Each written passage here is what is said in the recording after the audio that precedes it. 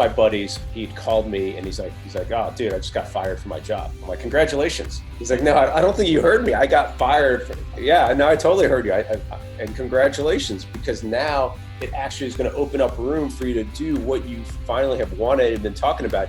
We're realizing that maybe the institutions that have been built around us, that we built, are not serving humanity in a way that it's a time to really disrupt. But it's also a catalyzing moment for us individually to lean into our own sovereignty.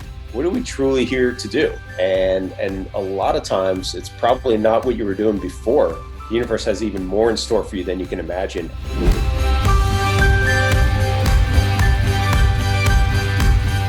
We're a product of our environment, and the people in our environment are a huge part of that environment. Hiring a coach, highly recommend it. I mean, you could read a book, you could attend a seminar, you could study a program online or something like that, but actually having somebody holding your hand, walking you from where you are to getting the result that you want, that's the best. Usually if people are not taking action, it's because they're scared. And if people are off track or not taking action, let's take a deep dive in. What's going on? What is it that you're scared of? Instead of taking this path, which is scary, maybe we take this path, which might be longer or more winding, but feels safer, or we just work through and resolve that fear and zip right through.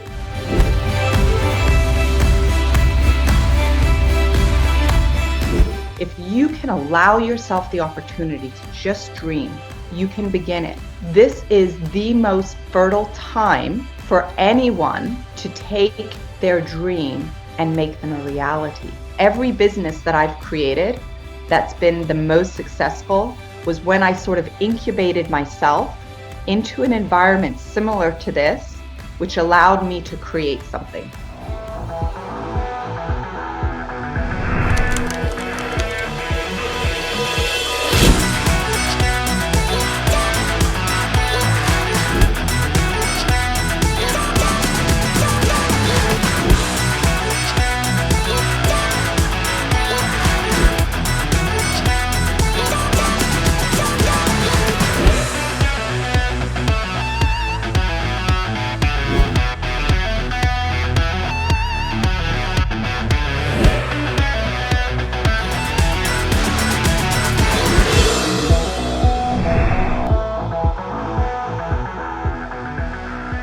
Welcome to episode 4 of Paycheck Solution.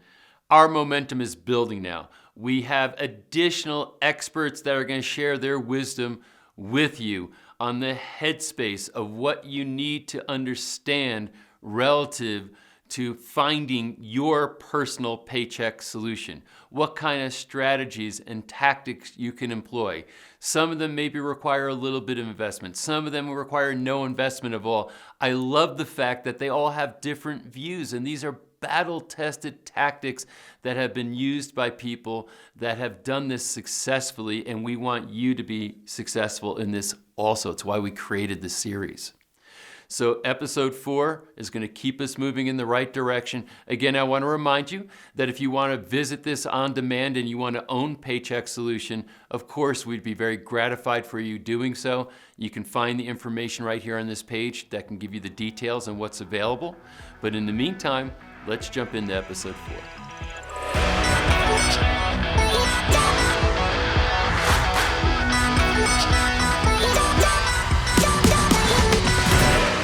When we were contemplating who to invite for this particular series, Paycheck Solution, we started making out the list, and we had a wish list of the best possible people we could think of.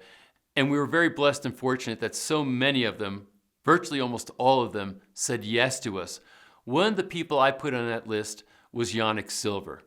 I've known Yannick Silver for many years, but not deeply and personally. I would see him in passing. We had some mutual friends, but whenever I connected to him, we always had a deep and meaningful conversation, no matter how brief it was. I realized that he's an extraordinary thinker. He has a story as an immigrant family coming to the United States and what they had to do to become self-reliant and create their own wealth and prosperity. And his perspectives and ideas on this are something that are unique, somewhat even artistic and beautiful.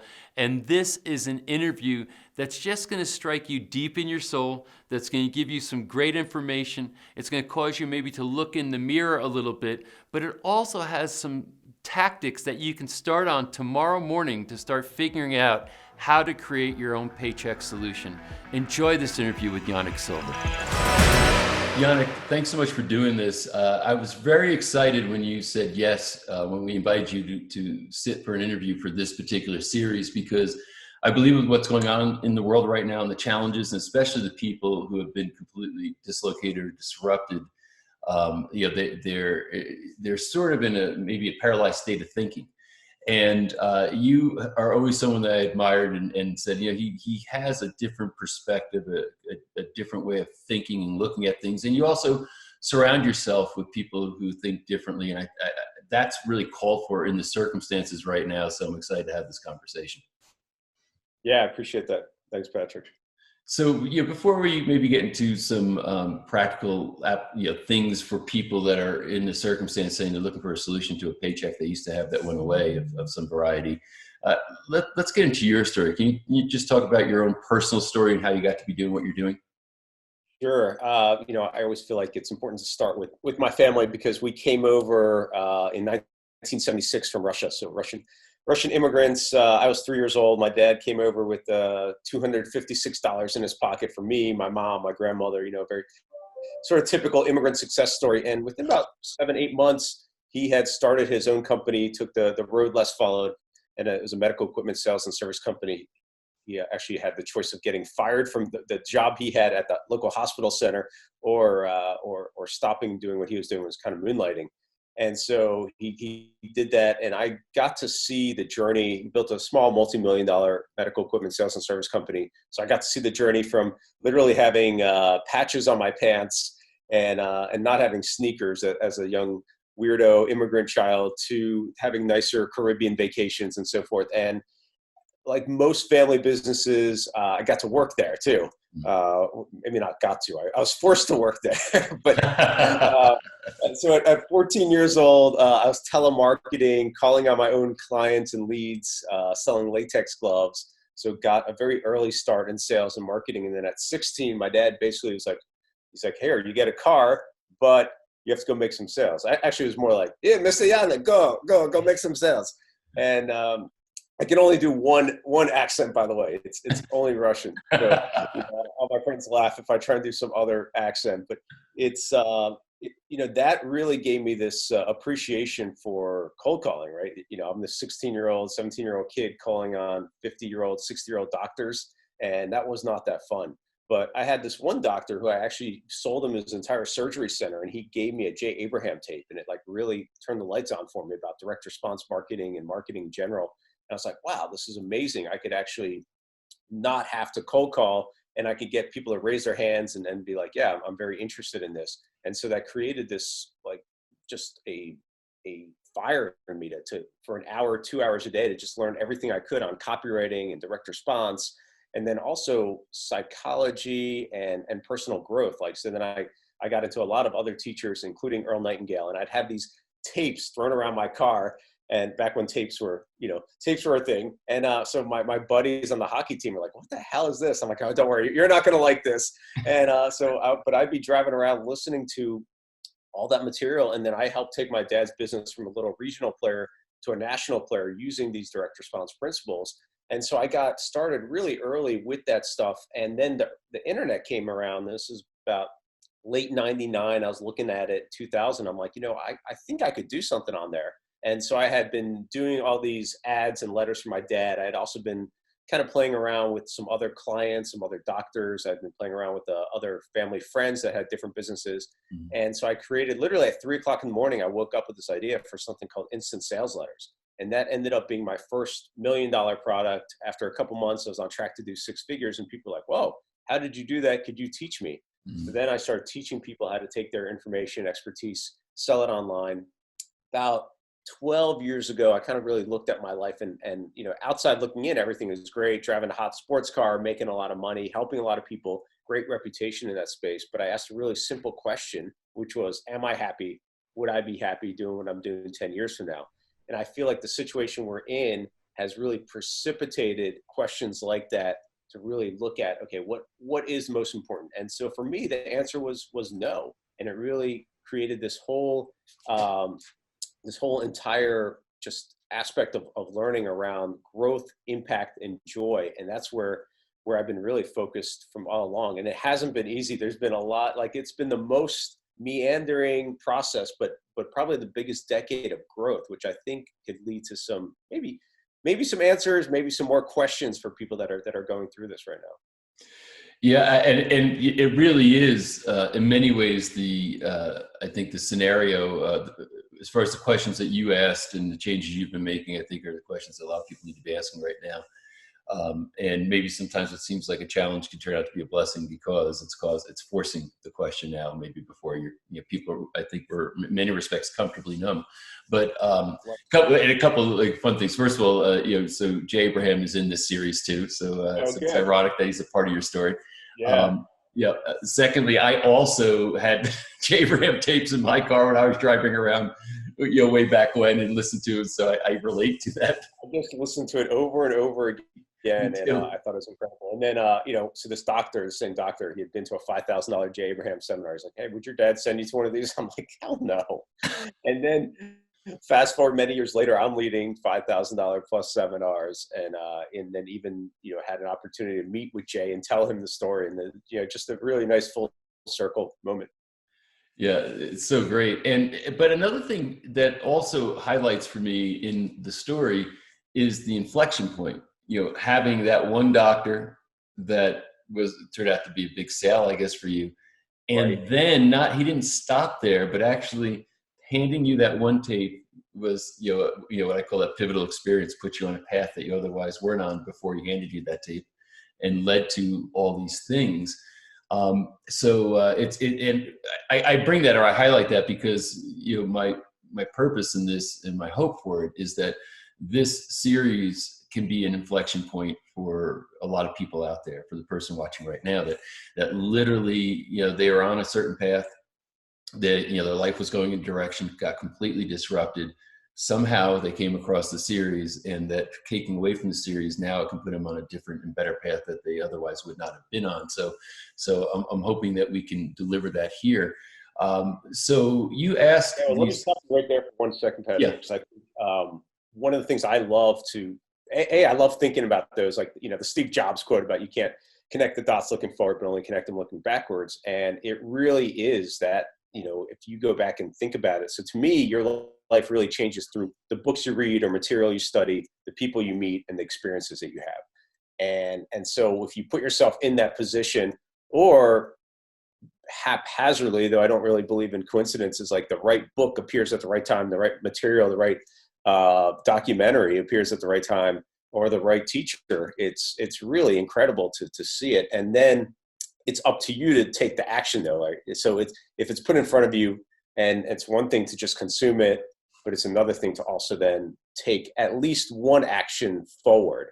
And even if you don't know the A to Z, we sometimes we don't want to take action because we want to know, okay, how am I going to get from here to exactly where I think I want to be? But in that process, when you make one step forward, another step forward, you're going to see the next step start opening up. And even if it feels like you're backwards or upside down, or like it's also as a byproduct of what's happening. Because originally, when I did the first internet kind of product, I thought I was going to sell it for a couple $100,000 to like stamps.com, or I don't know.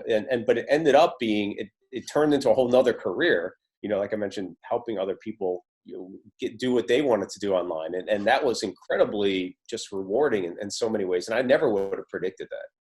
Yeah, this is, I like to call it, I understand goal setting, et cetera. I did all those courses, and so on, but there's also a magic carpet ride element to life that sometimes you got to let things happen rather than try to make them happen. And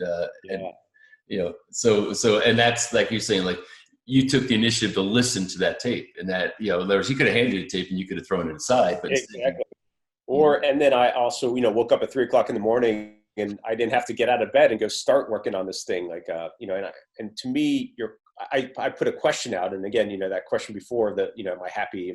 Would I be happy 10 years from now? But the question that created instant sales letters was something like, how do I create a fully automatic business that makes me money while I sleep and is incredible value to people, or something like that. And I literally got up at 3:00 in the morning with that idea, registered the domain name, and went to work on it.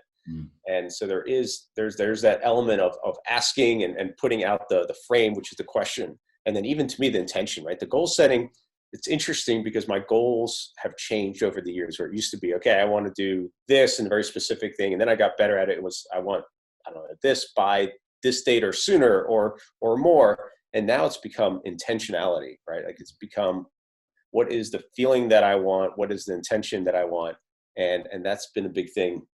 I also have this that's on my desk that came out of my journal that I'll read here because I think it's pretty powerful for right now, which says, trust the universe has even more in store for you than you can imagine. Trust the divine timing. Trust your crazy ideas.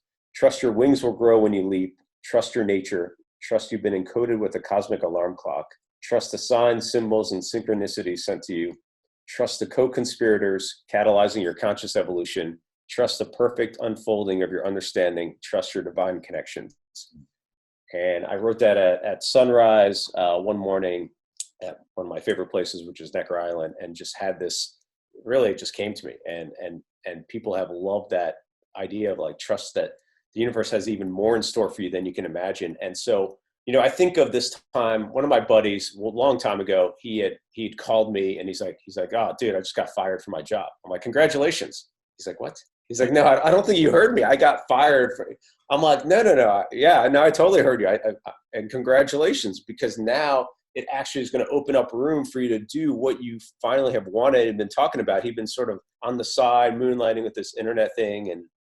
And then he and I literally had like a glass of bourbon together over the phone and just mapped out a new idea that turned into a little partnership that he and I had, turned into a really nice sized project. And then it really just, it blossomed from there. And he's been ever since his own boss and an entrepreneur and doing incredible things in the world. So, those moments, we can either lean into them. Like this is a catalyzing moment, no doubt.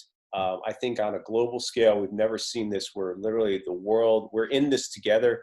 People are realizing, I hope, that we're more interconnected than ever. We're realizing that maybe the institutions that have been built around us, that we built, are not serving humanity in a way that it's a time to really disrupt. But it's also a catalyzing moment for us individually to lean into our own sovereignty, to lean into our own, okay, what are we truly here to do? And a lot of times it's probably not what you were doing before this pandemic, this, whatever you want to call it. And I think your words are so important. Your words really create your world, right? So I don't, people have been calling it the pandemic pause or the great pandemic. I really like this idea of a purposeful pause, or even the great pause, whatever it is. But there's more meaning that you can assign to it for yourself, because it feels like everything superfluous is falling away, and it's allowing us to say, okay, what now? And what's next? Mm-hmm. And there's so many things you said in there that I have great alignment with, including our use of language. That's, the words definitely have frequency, they have vibration. The idea of, I heard Michael Burnoff talk about this actually. When I was talking to him, he's like, the word quarantine in and of itself is a word that makes you feel oppressed and almost jailed, right? As compared to maybe saying, hey, self-isolation, which is still not great, but some other characterization of, downtime, alone time, whatever it might be, but also this idea of social distancing. You and I might be physically distant, but we're not socially distant, right? I mean, we're socializing in a sense right now, and many, many people are going to be a part of this conversation. So we're all socially connected that way, but physically we're distanced a bit. So I think that those things are important. Let me ask you, if somebody now who's watching this and they're saying, well, yeah, but I literally have responsibilities and I have no job and income, and I'm in survival. It's hard for me to think in these more spiritually awakened terms. What are the steps, do you think, for someone to say, okay, I'm disrupted, I'm compromised potentially? Now, some people might say, I'm okay, I just have to find a new path. Other people might be more like, I don't know how I'm going to eat in a month or two, or feed my family. What do you think they can do to start getting, I guess, the first step, getting their heads right before they start to figure out what their next step is? Yeah. So the very first thing that I did probably have a picture of it somewhere here in my office. So I'm a huge journaler. I've journaled for years, and I think that it's one of the best ways of expressing ourselves and getting everything that's kind of floating around in our heads, especially as entrepreneurs, as leaders, as really anyone has all these thoughts that are jumbled around. And typically we have the exact same thoughts over and over again, unless we express them. And journaling has been scientifically proven to actually make you happier because it forces you to create a beginning, middle, and end on that page. Mm-hmm. So literally the very first thing I did as this was coming down was I call it your fear monster. Mm-hmm. And I wanted to make friends with my fear monster because it's a fearful thing. And I think if you simply jump to the point of, oh, everything's great and everything's okay, you're not playing in reality or quote unquote reality in some way. So I think you really need to acknowledge the situation that you're in or that you think you're in, and then let all those thoughts come up. So I literally wrote, what if I get sick? What if the hospitals are overrun? And my wife added, what if our kids are orphans? What if my business collapses? What if, all these different things, because it's pretty easy to get on that what if train of thought. And I don't want you to shut that off. I think you really need to do it. And then even like feel it, like truly viscerally feel it, but then let it go. And then I run a group called Maverick for different high-end entrepreneurs. And one of our Maverick members, we were in Safari in Kenya in November. And we talked about questions. So I love asking also what are your favorite questions? Because I think your questions dictate your answers. And so this one Maverick member from Denmark, her question was, what if up? I'm like, what the hell does that mean? And she, I'm like, this is some Danish thing. And she's like, no, most people think about worst case scenario. She's like, what if up? What if best case? So after I had already expressed all these things about what if and this kind of like worst case and felt them, then I wrote what if up. And then that's where I got to this point of, what if this truly is a catalyzing moment for conscious evolution for the globe, for us to realize how interconnected we are, like I mentioned, and how these institutions are ready to be disrupted to help us be more, thrive as a species and so forth, and how people really can step into what is their greatest work and so forth. And for me personally, it exposed some holes that we had been covering up because our business was working to a certain extent, but it really forced us to look at where we are. And so right now, we're not in a spot where next month we don't know where we're going to eat, but it really is forcing us to take a step back and be like, okay, this hasn't been working. It's forcing us to look at it and truly forcing us to reinvent or just really reconnect to what am I truly meant to do? And I call it the cosmic alarm clock moment. So it happens at different times and different ways, but it's that little voice inside your head that will get louder and louder if you're not doing what you're meant to be doing. And we can either hit snooze on it or we can answer it. And it's usually very scary to follow your heart. And it feels like you're jumping off of a bridge or leaping off of a building in some way. But you also then want to think about what are the times that you felt lost and what has shown up in your world. And many times it might even feel like a miracle or magical in some way that something popped up. Like, there's that term when one door closes, a window opens or whatever it is, but it truly is like that. And what I want people to get into is they need to get back into that feeling as well. And by journaling about it or mapping back through their life and saying, okay, this was a moment in time when I thought things were really, really bad. And then that led to this. And then look what that opened up or what happened here. And I think they can find those moments in their life. And if they, for some reason, don't think they can find them, look at other people's lives and read biographies or listen to stories like this, where there have been moments that have opened up in big ways and know it's possible. And so much obviously goes into your belief system and the story that you're telling yourself. So if you're telling yourself, this is terrible, this is horrible, what am I going to do? Versus, okay, this sucks. And I realize that, but every time that I've been in pain, it's forced me to grow. And I can either lean into that pain, or I can back away from it.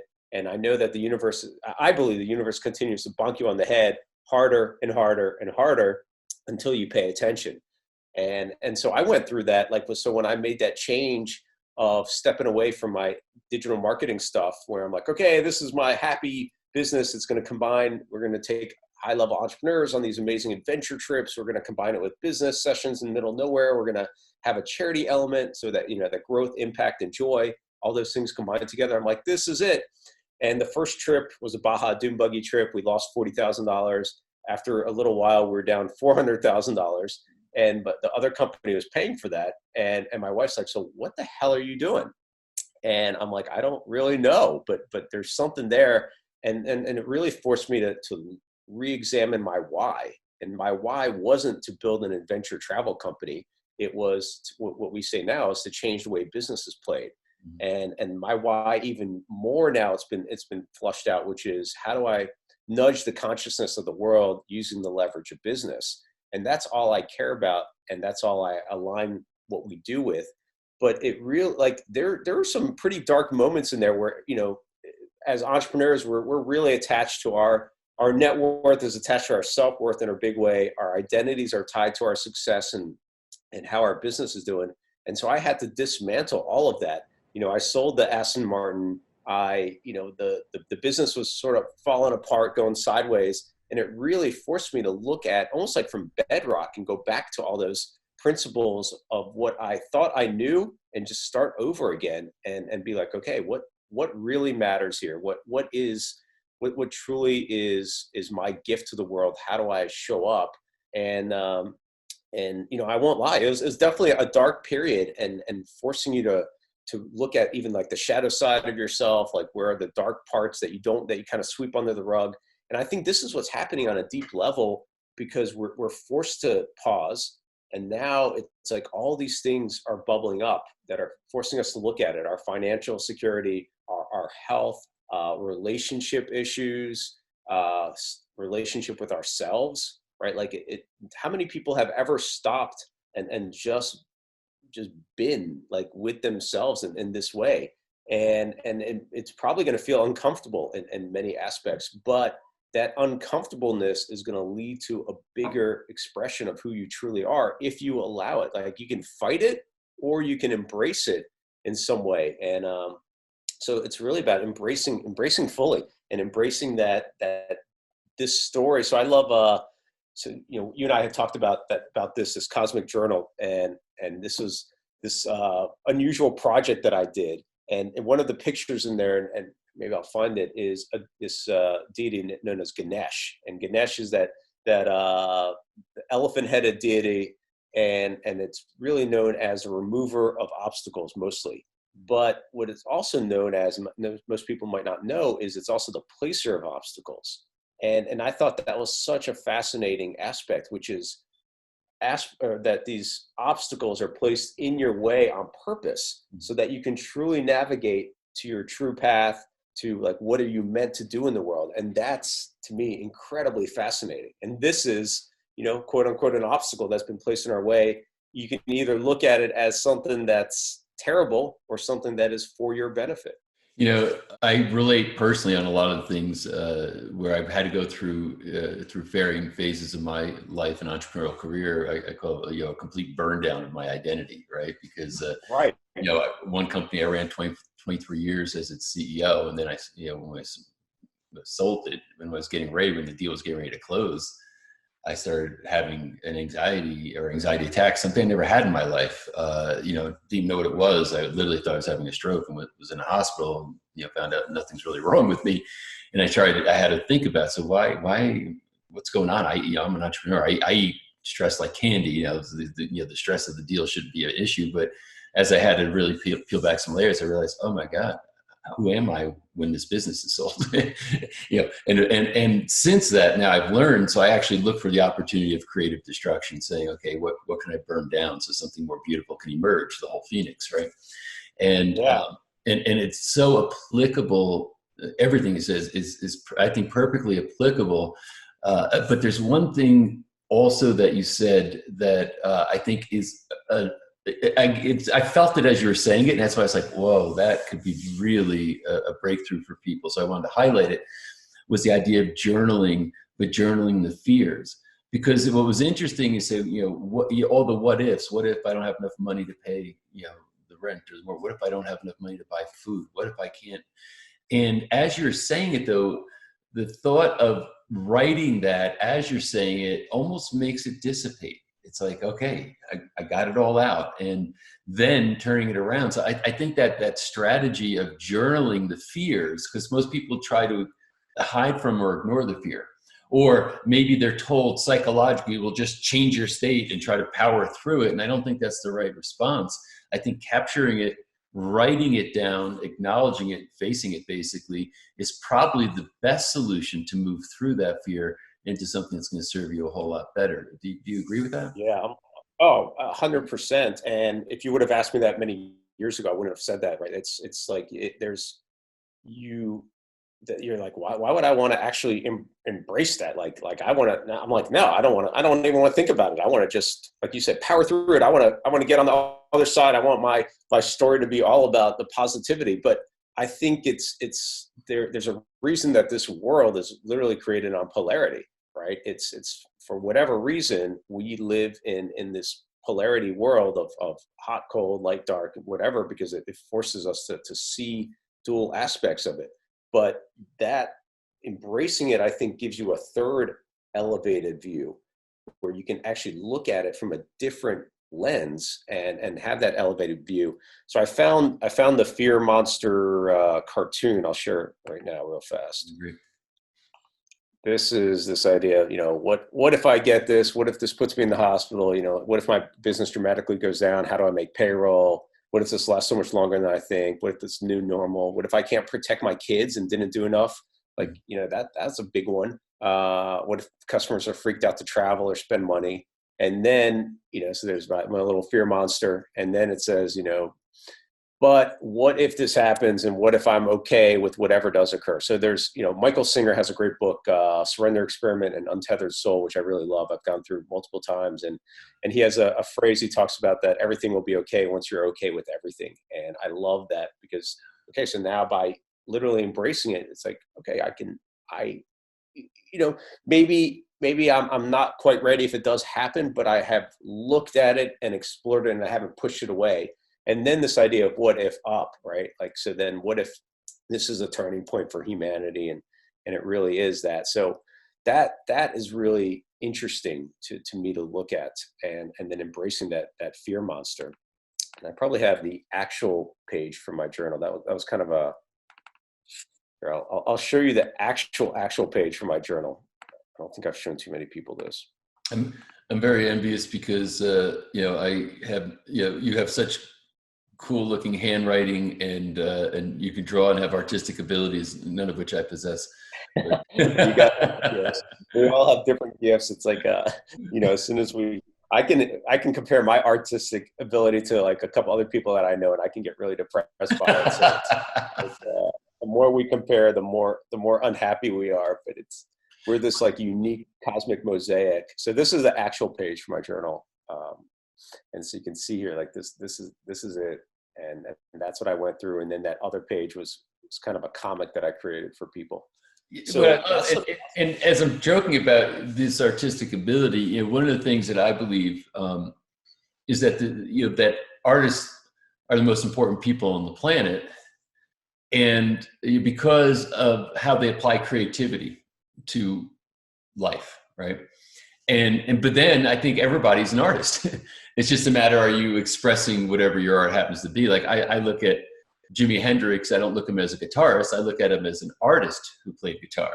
I don't look at Einstein as a physicist. I look at Einstein as an artist who did physics. So, and I believe that, and I look at your journal, and it's not just a matter of saying, oh, I wrote in a journal. It is literally, you created art in a journal, but the art is moving your life. And so I think even if mine look maybe necessarily so pretty, if I still decided to be a little bit artistic with it, it probably would be something that would serve me in my journaling practice as compared to 100%. Yeah. So rather than block letters in a straight line as best I can do, it's a matter of just let it be creative. Yeah, we can get into journaling a little bit because I do think it's a foundational success principle. And but that artistry part, I totally agree with you, Patrick. It's like so for a couple years ago, I started adding, on the form, the tourist form that you fill out when you go to different countries, it says, occupation. usually I would write, business owner, entrepreneur, author, whatever. And I'm like, I just started writing artist, and like, just, even like as a kid, I wanted to be a professional hockey player and a cartoonist in the off season. But my art, I kind of put that part aside for a long, long time. And then it was actually in my journal when the art started coming back. And then in my previous book, Evolved Enterprise, I was like, I really put my heart and soul into it. And then literally I had a deadline for myself, and literally at like 3:00 in the morning on that deadline day, I'm like, no, it's missing something. And what it was missing was my illustrations and doodles. And I was up to like 5:00 in the morning, just got this jolt of energy. And I'm like, yeah, I'm going to, illustrate the book. And then this whole, Cosmic Journal has been really an illustrated journal. And that was really intended for myself, and now not intended for the world, but it's been a unique gift in that way. But that artistry part, like, I truly believe entrepreneurs are artists, because we can pull together these different pieces and make it into this beautiful business model. And that's the other thing that I really believe in. So the book Evolved Enterprise talks about this, which is how do you create an impact through your business that actually makes a bigger profit for you, gets your team members aligned in a greater way, gets your customers to want to buy more, gets you more press, more opportunities. And it's like, how do we make a difference through the leverage of business? And this is really the time to do it. So if you're thinking about a new business as well, it's like, how do you connect your head, your heart, your higher purpose? And your head is your business sense, your marketing sense, whatever it is, the business side. But then your heart is the impact that you want to make in the world. And it used to be that the kind of the model was, well, I'm going to spend the first part of my life making all this money, and then I spend the next part giving it away. And now it's like, how do we intermesh all of it together? And then even combine your higher purpose, which is like, what are you meant to do here? Like, why'd you decide to take this magic carpet ride, as you called it? Like, why? Because if you look at, there's a page in the journal that talks about, like, you already won the cosmic lottery. Like, the chances of us being here are so just tiny, which is, just how the universe was created and all these things that had to happen in the right way. And then you think about all your ancestors that had to survive, and which one of the billions of sperms that you were that actually, it's just like mind boggling. And then we get caught up in, well, shit, we don't have, I don't know, the right kind of like I can get in this way too. I'm like, oh shit, well, there's no more of this coffee that I really like at the store, or whatever it is. And then, you just have to like remind yourself, like, you're being an idiot. Like, every single moment can be a gift if you look at it. And it's like having the right lenses. It's like, with my kids, we call this thing purple glasses. And so I have two kids, almost 15 and 13, boy and a girl. And my boy wants to kill the girl almost every other moment. And she just, wants to hang out with him. And, she has a little bit of she could be possibly annoying at times, but so I ask him, like, if your buddy, whoever did this, would you be as mad as you are when Zoe does it? And he's like, yeah, probably not. I'm like, well, that's wearing purple glasses.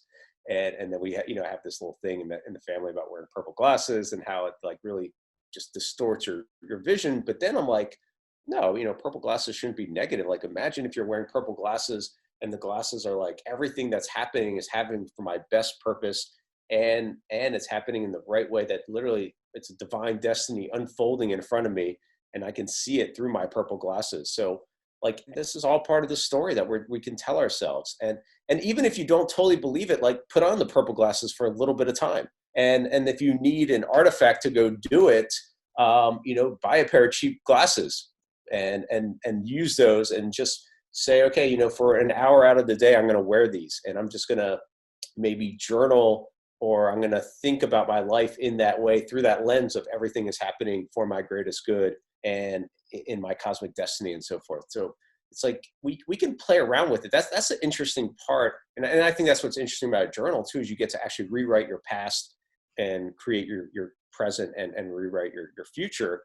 And it's one way of doing it, because if we look at our lives and we truly get to author them, then you are you're kind of you're the writer, you're the reader, you're the publisher, you can be your worst critic, your worst book critic. You can be also your biggest fan. but you get to write all of it. Or, in a movie analogy, you're the audience, you're the actor, you're the director, you're the producer and critic. Like you get to decide. And that's what it's really interesting. Like you don't have to wait for someone else to say, you can do this, or you are only allowed to do this thing, or your life is compartmentalized into this small box because that's what your parents did, or that's what your, that's what your community that you're a part of has done. It's really up to you to decide. And sometimes it relies on somebody else to believe in you in a bigger way. And for that, it might be a mentor that happens through print or a video production like this. I had lots of mentors that were books and audios and so forth. And, one of the things I learned from Earl Nightingale, I never met him, but I feel like I met him because, he would say, if you want to become an expert in any subject, learn and study on that subject for 1 hour a day for 3 years. If you want to become a world-class expert, 1 hour a day for 5 years. And I'm like, oh, what would happen if I did it for 2 hours a day or 3 hours a day? And you have that time right now. And that's what's really interesting. But, and I'm not saying that to disregard everything that you believe is reality. And I don't know how I'm going to take care of myself and my family.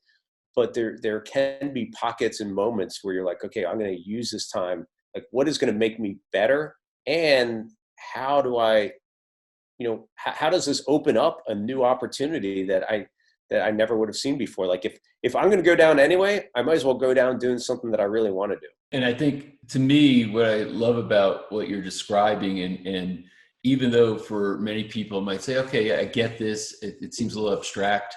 Can you please just tell me, what do I do? Should I do this first, this second, this third?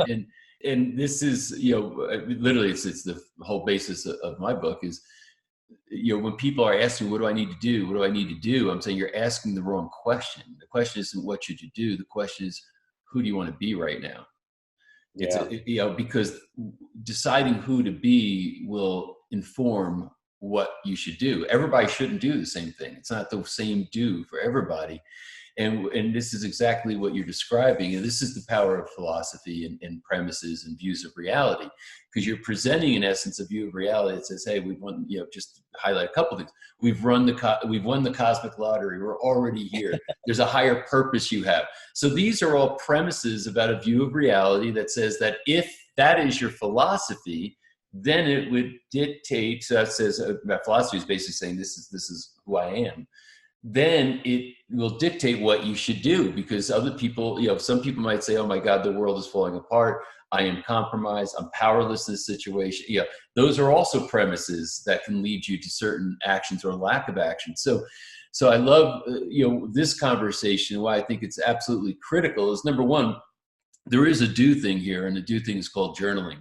And I think the journaling is going to really help you identify maybe the things that you fear most, and also the things that you might see as possibilities, and it will help to dissipate the fears and help to clarify your thinking. And it also gets creativity out of your mind, because solutions need to be creative. You can't, the Einstein, you can't solve it with the same level of thinking that existed in the pre-COVID world. You have to have a new, more creative, different type of thinking right now. And everything you're describing puts somebody on that path to say, I got to get more creative about my self-image, who I am, my reason for being on the planet. And once you kind of solidify those areas, you do need to get busy. Action is necessary, but you can't be blind in the action. You have to have some context for it. Yeah. So, when I was really at those low points, I took action in ways that almost, again, like going to bedrock. And I'm like, okay, there's a few things that I know that make me happy each day, and not like happy, like eating an ice cream cone happy that dissipates, or if you have a second ice cream cone that gives you a stomach ache, but truly happy in a deeper way. And these were things like mindfulness. I didn't have a meditation practice at that time, but since about 6 years, so I leaned into it where I never thought I could have one, where I thought I had a million ideas a minute. And I just learned to, I could be still for a few minutes, and then it turned into a longer time. And then it turned into something that it's like, if I don't do it, I'm like, I recognize that it's not there. And I can't believe that all that time that I didn't have it. And again, it's going to be different for everyone. Like, it doesn't have to be the same way, but yoga and meditation have been huge. And I can control that. I can also control meaning in my life. So I would even write down what I was grateful for, right? Like simply writing it down. It sounds so trite and so simple and so dumb many times, but they work, especially if it's something specific and you can really feel into it. And so sometimes I'll write an entire page in my journal of just what I'm grateful for. And sometimes it's just a handful of things. Sometimes it's like I really need it, so I'm feeling down in some way, and I'll just write an entire page, and you come out of that feeling different. Other times it's like serving in some way, like what can I do to help someone else? And even if it's in some little way, it might not be money, it might be time, might be expertise, it could be who knows what it is. But when you do that, you feel better about yourself. Movement, like we're just designed to move, and so many times like all these things compound on each other, right? Like, so if we're feeling down, we're not going to exercise, we're going to sit around, we're going to watch Netflix, we're going to eat crappy food, we're going to watch social media, we're going to just keep scrolling endlessly, we're going to watch the news and feel powerless, and all these things compound and compound and compound on you. It creates this really vicious downward circle. It's like you want to create a upward circle, and it's little things that, like the journaling, that continue making this upward circle. And even if you start keeping track of, okay, what was a win today, even little things, it doesn't really matter, that gives you momentum in the right direction. What did I master? And mastery is a big one, which is even that, not even has to be an hour a day of reading or studying. It could be 10 minutes or 15 minutes, but it's something that's going to make you better. Watching programs like this, reading books that are uplifting, all these things compound in a positive way. And so you really want to think about, where do I have control? And then where am I allowing my control to be taken away? What am I doing intentionally versus almost like habitually? So I love experiments, right? Like, so I do these 33-day experiments where, maybe you want to try journaling. So you try a journaling experiment. All you need is 10, 15 minutes a day. Give yourself the same block of time each day. For me, it's before bedtime. And you literally just write, whatever comes to you, comes to you. And that's fine. You can also do, like, I'll do no sugar or no alcohol, or maybe it's meditation that you want to do, but don't do multiple ones at once. But try one and then see what happens. And so from this program, you're going to get a bunch of different ideas and actions, and maybe say, okay, I'm going to try this as an experiment for X amount of days and see what happens and what you can do. And then decide. And the best part about an experiment is it has an end date. You can see, does it make my life better or not? And my meditation experiment has now turned into a 6+ year meditation experiment because it makes my life better. Yeah. And it's maybe not for everyone, and there's different ways to get into that mindfulness state, but it's super powerful when you bring intentionality to what you're doing, and then it serves everywhere. It's like, okay, how am I eating? Do I just gobble up my food, or is there intentionality on what I'm doing? And I'm not perfect at this, but more and more, it's like it bleeds over into different aspects of your life as you bring it forth. And that's what gets really interesting. And you bring awareness, and this time of pause, you bring awareness to your life and to different parts of your life, and see what you want to change. I love it. Yeah, creating mindfulness awareness, again, these sound like kind of woo terms, or kind of fuzzy and kumbaya type terms to some people, until you actually experience it, then you realize the profound importance of it. And it is many times maybe the opposite of what people feel like when they're the most busy or the most panicked, that they have the least time or disposition for mindfulness practices, like meditation or yoga, but it's also the time that you need it most, right? Right. There's this saying that Gandhi had where his assistant came in. He's like, you have such a busy schedule. And he's like, you don't have time to meditate. He's like, oh, well, then I must meditate 2 hours today then, instead of 1 hour. Yeah. And that's really it.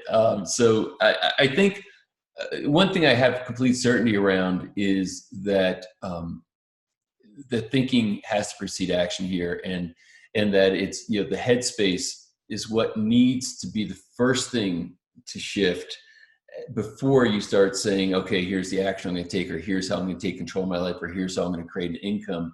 This part has to be handled. And And so thank you for spending this time on really highlighting that and giving not only context around it, but also some specific action someone can take to start to reshape this and put it in a position for success moving down the road here. Any final thoughts before we close? Yeah, I want to just share this one thing. You mentioned the Phoenix, because I think this would be a fun one to look at. And this one right here. So this idea of the Phoenix rising, and this really is a moment that I wrote. It's not about starting over. It's about taking everything you've developed, succeeded with, failed at, struggled through, and overcome. Every relationship, network connection, goodwill cultivated, reputation built, skills and talent. Everything is now your new starting point. And as we've just been gifted with this really unique ability to arise and emerge over and over again, and lean into that Phoenix archetype.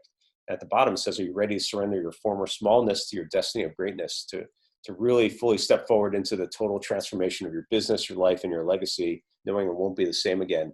And it seems really scary, but this is what the times are calling for, is to rise up greater. And one thing that you can do is maybe borrow some of these archetypes from others, right? So you could have a imaginary counsel that you're like, okay, how would so-and-so do it? Because maybe they're a hero of yours in some way throughout history, either mythical, fictional, or real. And think about how would they do this, and just lean into that. Because when the people that you look at as heroes, they actually have you at your deepest level, at your truest self, you have those same characteristics.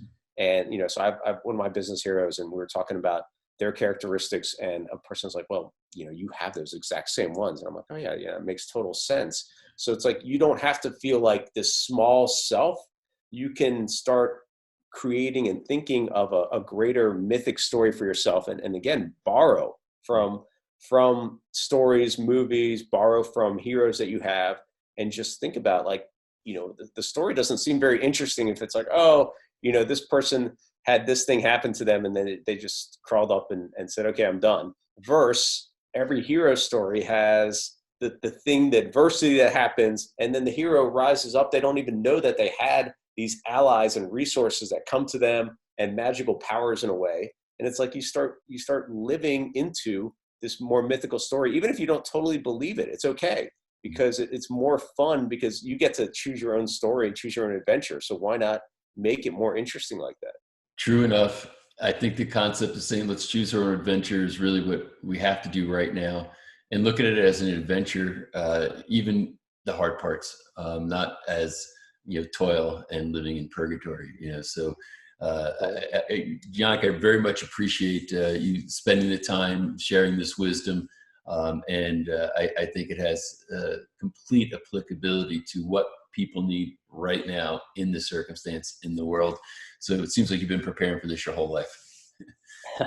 It feels like, yeah, the people that I know we actually, one of my friends said everything has been preparatory, and it does feel like that. Like it's like, and I really look at this moment in time that it's a catalyst for something greater to emerge. Yeah. And there's going to be pain, right? The pain is required in order to change in many cases, but it's like we can embrace it, or we can fall away from it. And I think it's time to embrace it, and to really step into, what do you want as the greater version of yourself? Perfect way to close. So Yannick, thank you so much for your time, and it was great to be with you right now. Thanks, Patrick. Appreciate it.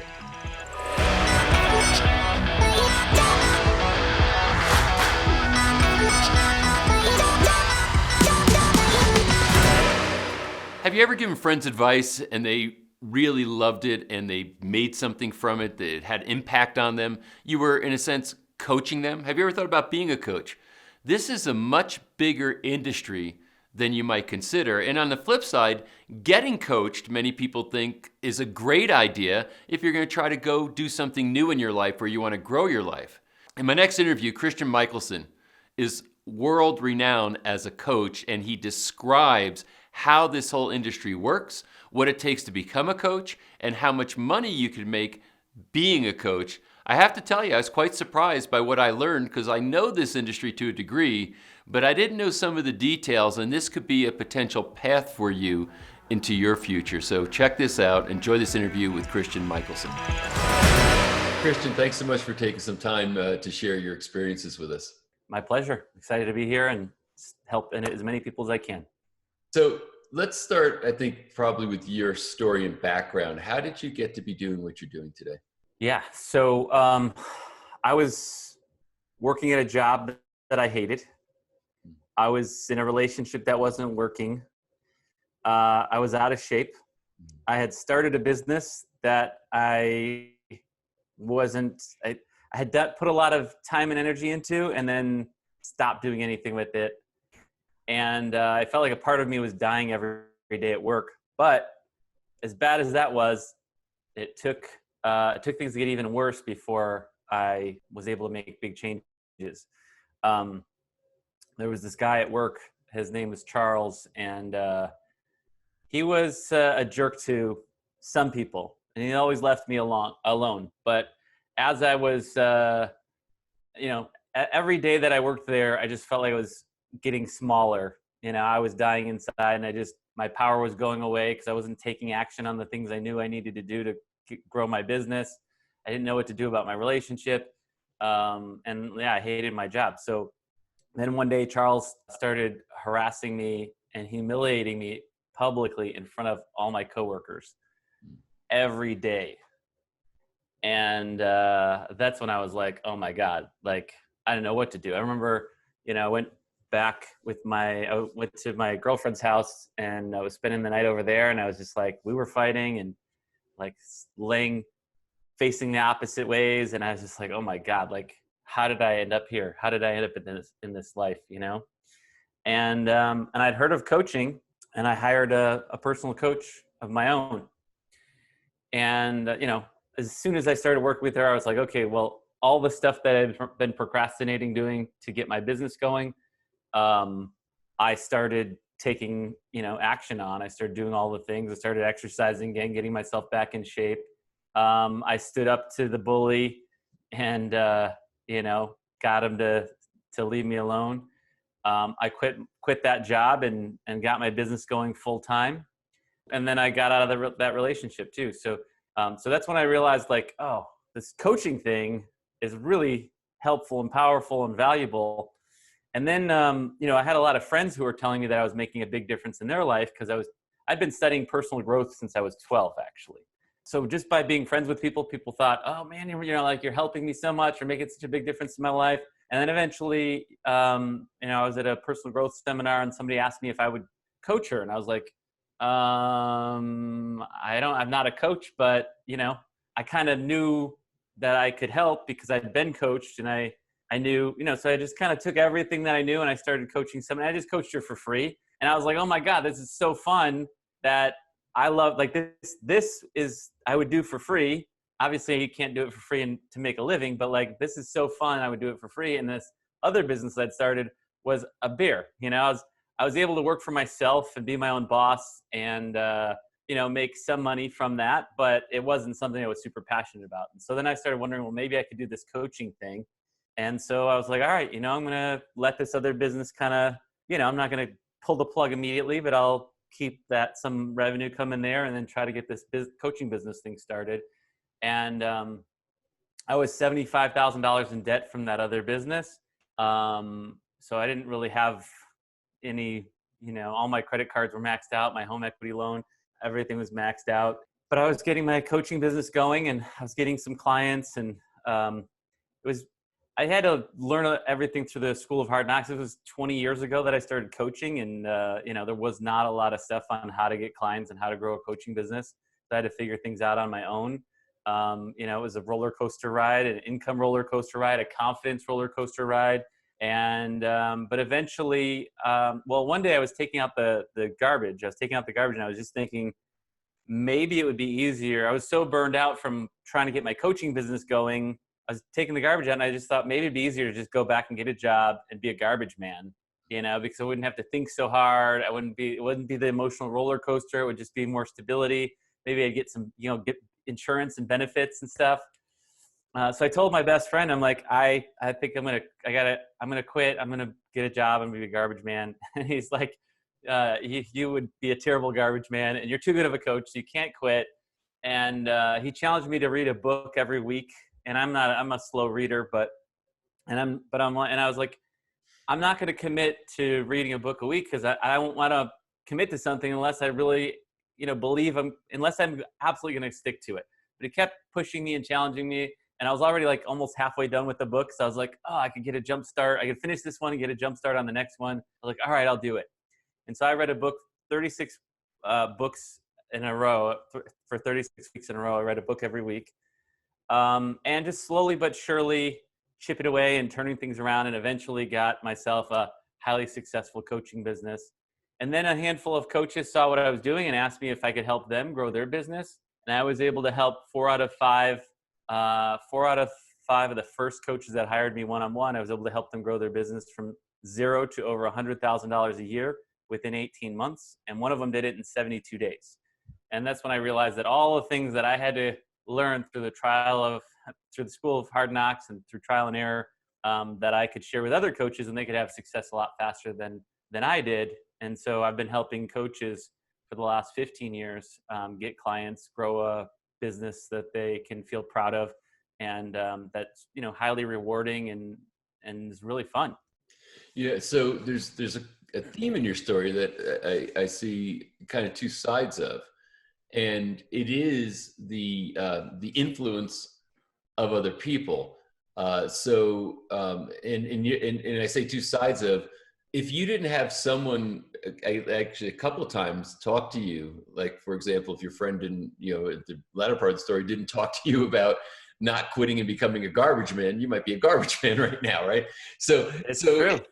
And so it's interesting, and I think this is the virtue and the value of coaching, is not only to say, hey, maybe there's an opportunity for someone to be a coach, and that's a great, moving into from a job to your own career and being self-reliant on your income, but the fact that you need someone also from the outside maybe to be helping or supporting or coaching you to navigate those waters. It kind of works from both ends. It's interesting that you needed that first before you decided, hey, this is something I could do. I would not be where I'm at today if it weren't for all of the teachers, coaches, mentors, friends, supporters, mastermind buddies. Like, we are a product of our environment, and the people in our environment are a huge part of that environment. So yeah, hiring a coach, highly recommend it. After I got out of that relationship, after I hired my first coach and I got out of that relationship, I was single for 4 years, dating a lot, but nothing was clicking. I hired another coach, and we worked on, inner stuff about dating and stuff like that. And 4 months later, I met my wife, and we've been together for 15 and a half years now. So coaching works. I'm a huge believer. I'm a huge champion for the coaching industry and the power of coaching. I believe coaching is the most powerful force for change on earth. So if you want to make a big change, I mean, you could read a book, you could attend a seminar, you could study a program online or something like that, but actually having somebody holding your hand, walking you from, where you are to getting the result that you want, that's the best. Well, I'll tell you that I think the idea of having someone from the outside looking at you and making, observations or even recommendations is important. I guess with coaching also, accountability is probably important too, right? Yeah, I'm not, accountability is an interesting word, because you want to keep somebody to help keep you on track. The word accountable sometimes it's used a lot in coaching, in the world of coaching. But I don't know if we need to be held accountable. I think we need to just be kept on track. And the difference, I think, for me is just accountability feels like you didn't do what you were supposed to do. Bad you, shame on you for not doing that. Like, what's, it just is not versus, because if somebody's not taking action, there's a reason why. Yeah, it's possible they just got distracted. So, maybe they need accountability or to be kept on track. But usually if people are not taking action, it's because they're scared. And so, accountability feels a little like, parenting, and instead we just want to help people stay on track. And if people are off track or not taking action, let's take a deep dive in. What's going on? What is it that you're scared of? What are you apprehensive of? Either we can find another way, do it, instead of taking this path, which is scary, maybe we take this path, which might be longer or more winding, but feels safer, or we just work through and resolve that fear and zip right through. So Yeah, and I think maybe that's a good distinction, because I'm a big fan of the concept that words really matter. In other words, what words you choose to use, they have a certain vibration to them that have a certain impact on somebody. And you're right. I think accountability could feel like you got a boss barking at you as compared to somebody who's supporting you through something. And I think it's interesting also that I believe the predicament of a lot of people right now, when they're literally over 30 million people recently lost their jobs, and now they have to become self-reliant. And I think most of them feel alone. It's like, I'm all alone. I don't know what to do. And that's probably one of the first things to consider is, where can I get help?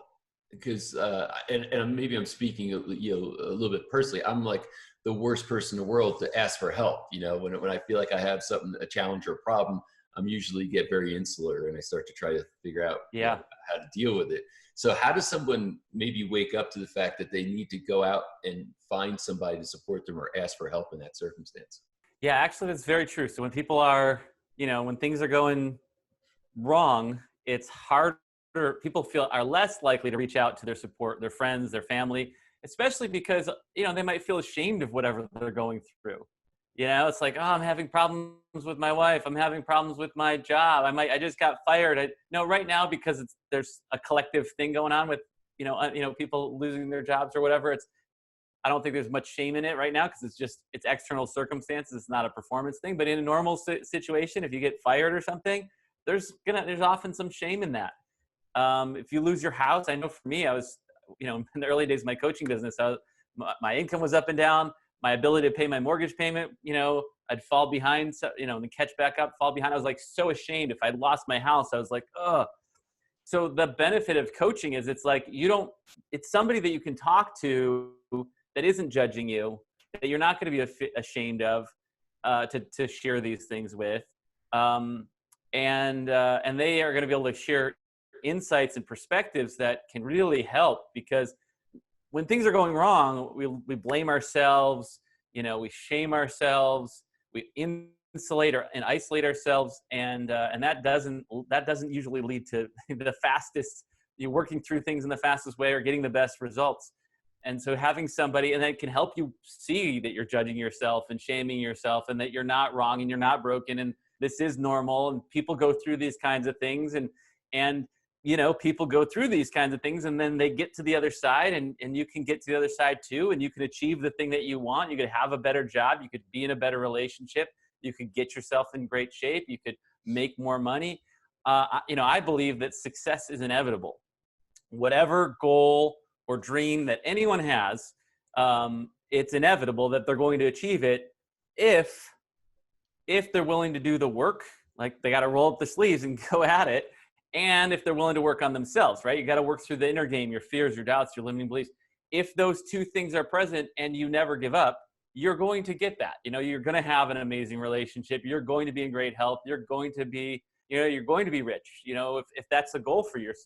I heard many years ago, if you want to be a millionaire, you don't want to just dream to be a millionaire or hope to be a millionaire. You want to decide to be a millionaire, And I remember hearing that, and I was like, yeah, I'm going to decide. I'm going to be a millionaire. I've decided. And I was like, maybe I'll be a millionaire by the end of the year. No, didn't happen. Maybe in the next 5 years. No, didn't happen. Took me 10 years from when I made that decision.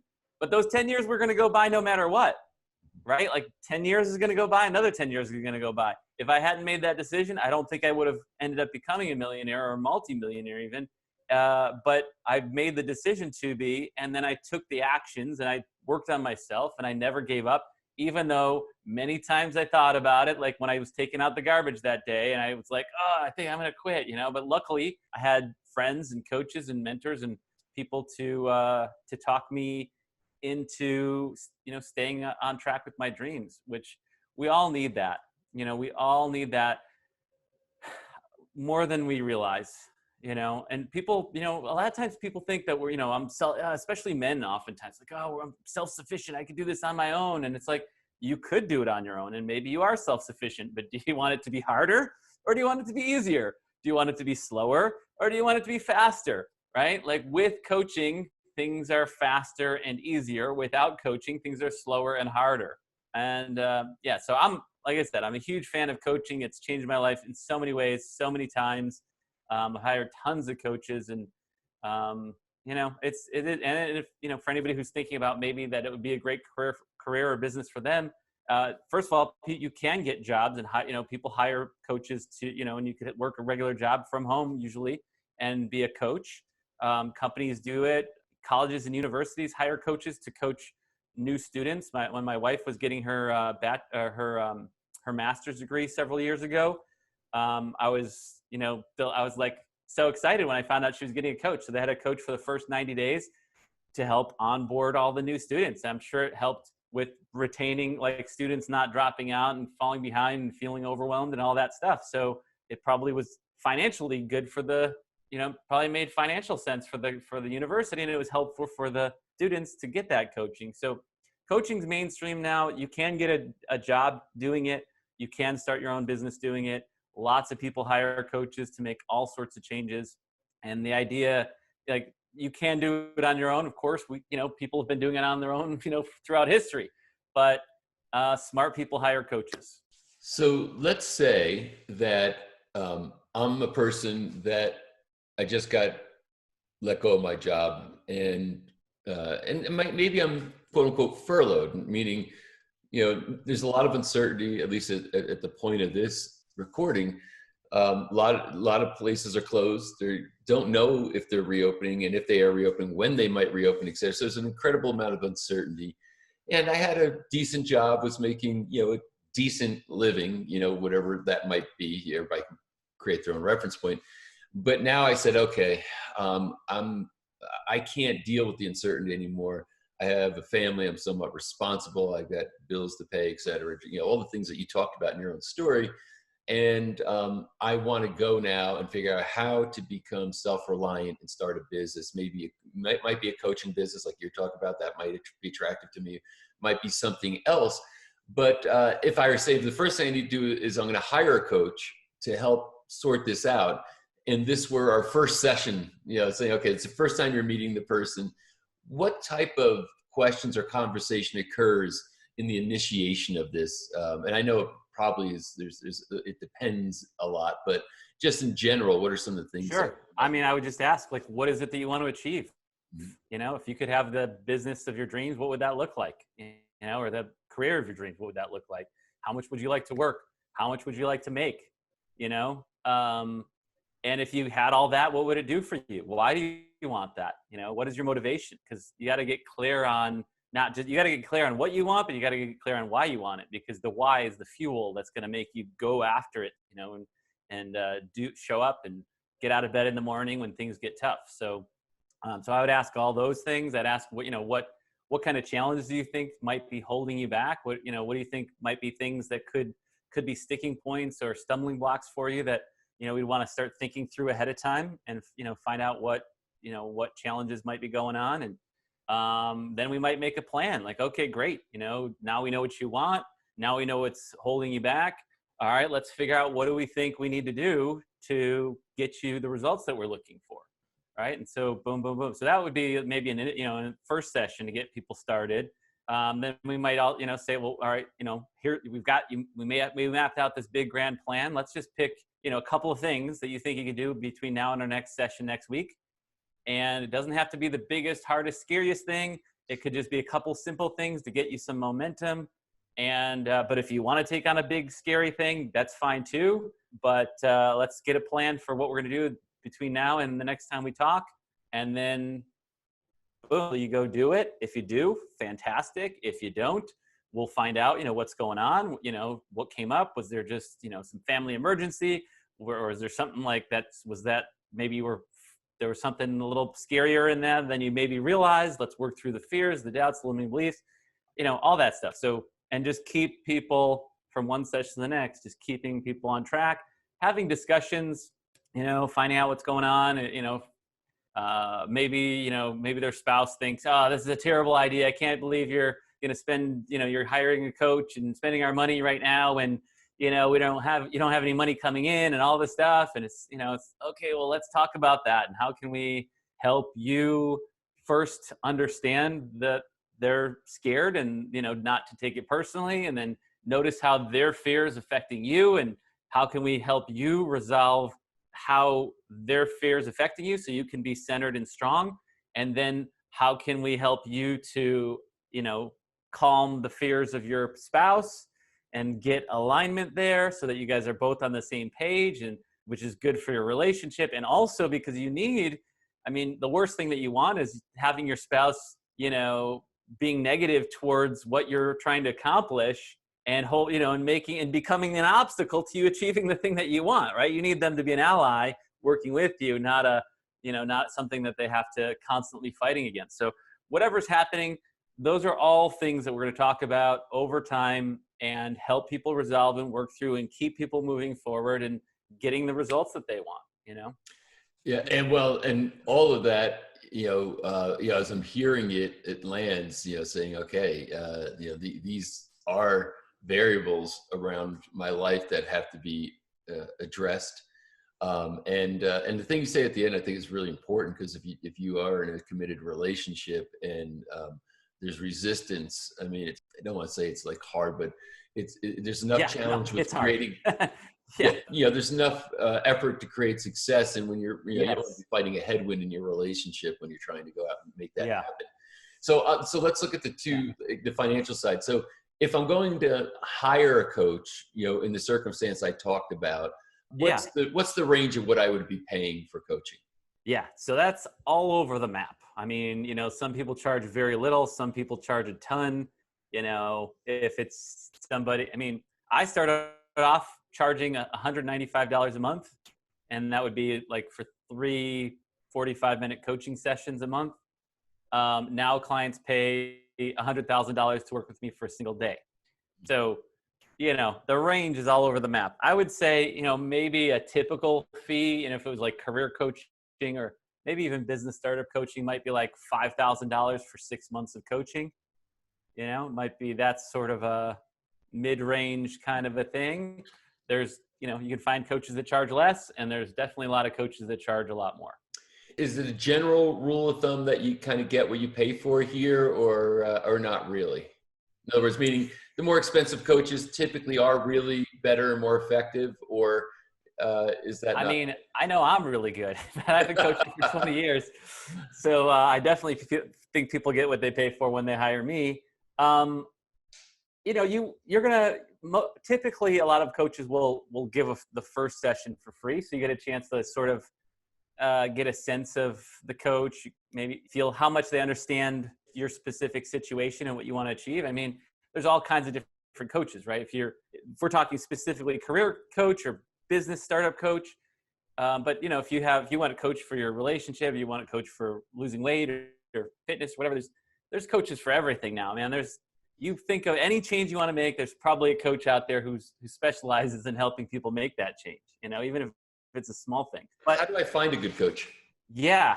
Well, you probably, start talking to people in your network, and just, does anybody know of a great coach? That might be a great place, especially if it's a specific thing that you want to work on.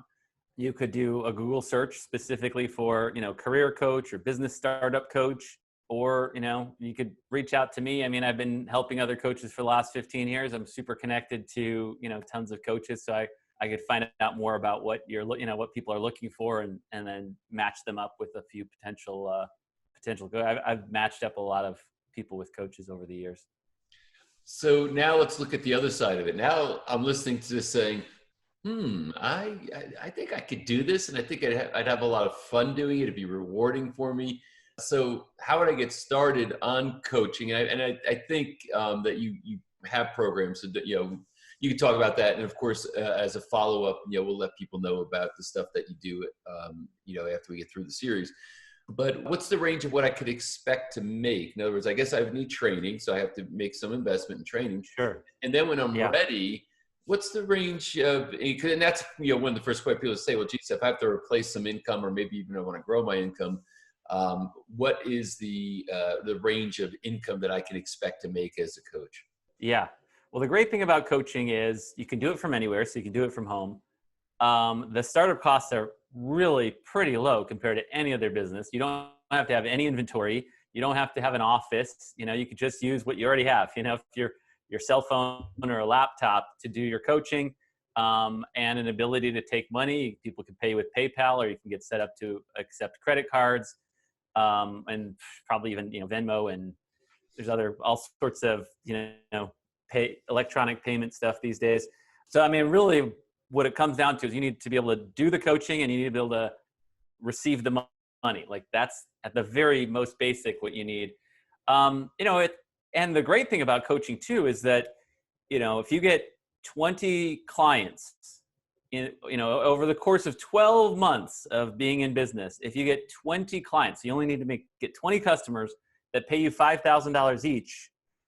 That's $100,000, and if those are 6-month clients, then you're really on average only working with 10 clients at a time. It's so, and some people charge more. Some people charge $10,000 per client, 25,000, 50,000, 100,000, whatever. So the sky's the limit to how much money you can make. I mean, there's coaches who are making, I know my students, I know lots of coaches making $100,000 a year, $250,000 a year, $500,000 a year, even $1 million a year or more, as a coach. So yeah, it can be very lucrative, super rewarding.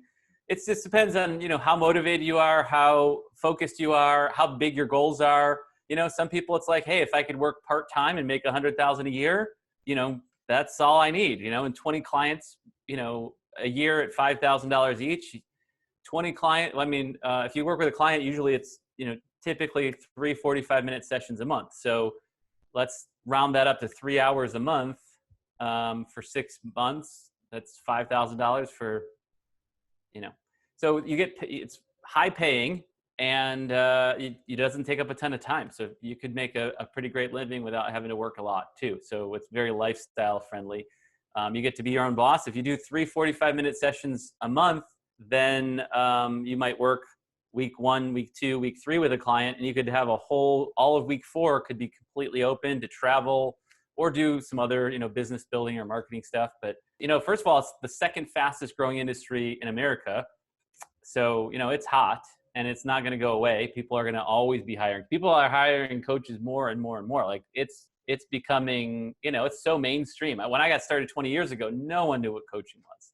Like, it was like just sports coaching. That's what, oh, what sport? What, you're a coach. Oh, what sport?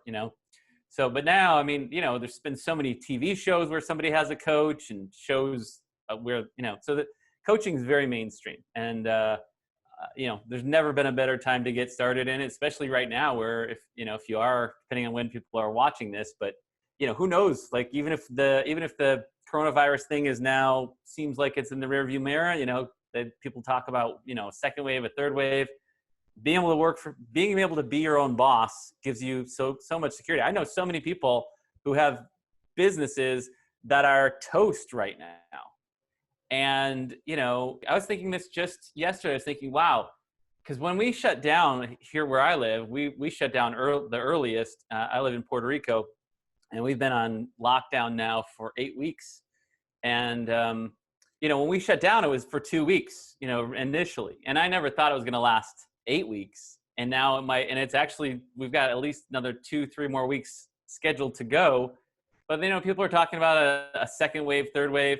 If I didn't have a way of making money from home, if I had to shut my doors like so many other businesses have, and I wasn't making money and I had to keep paying all sorts of things, it'd be big trouble. But having a coaching business, I mean, it's just so much easier. So you can keep, I have I have a very big business. I have a lot of people on my team. I have other coaches that work for me. So I have much more overhead than a typical coaching business would.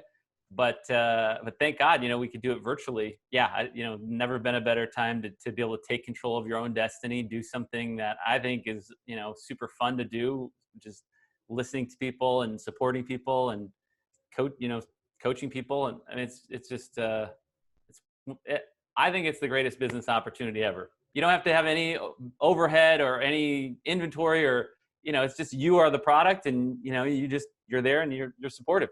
How long does it take typically to become a coach and to be to where you're ready to actually start taking on clients? And typically, what type of investment would I be looking at? Yeah. So, for the students who work with me, I mean, you could be with an investment of around $2,000.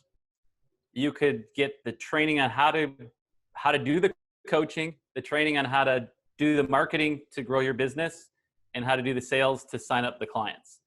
And we also include, when people make that investment, we also include something called job listings for coaches, where we scour the earth looking for any coaching opportunities that are available. And we send them to our students. And I remember one time I was trying to hire someone to join our coaching team, and we were hiring somebody part-time, and they saw the job listings for coaches, and some other coaching job was a full-time job. So this person I was trying to hire for myself ended up getting hired for someone else, to work for another company. So, you don't have to have your own coaching business. There's probably more coaches than coaching job openings. But a lot of coaches also would rather have their own business because you make more. If you work for someone else, you're not going to get paid $5,000 per client for 6 months. You might get paid, anywhere from $25 an hour to maybe $150 an hour on the high end, which, is still really good. But maybe on average around $50, $75 an hour, which is still not bad. But you're going to, anyway, there's pros and cons to having, getting a job versus having your own business. But having your own business is where there's no limit on your income, and you can help a lot of people. And you can do one-on-one coaching. You can also create group coaching programs. But really, yeah. So, I mean, in my, if people look to me for support and getting started, a $2,000 investment is usually enough to get started. You could be getting clients within the first 60 days and making money in the first 60 days. Some people do it in a matter of just weeks. Depends on how much time they have and how fast they study things and how much confidence they already have. They may already have some experience.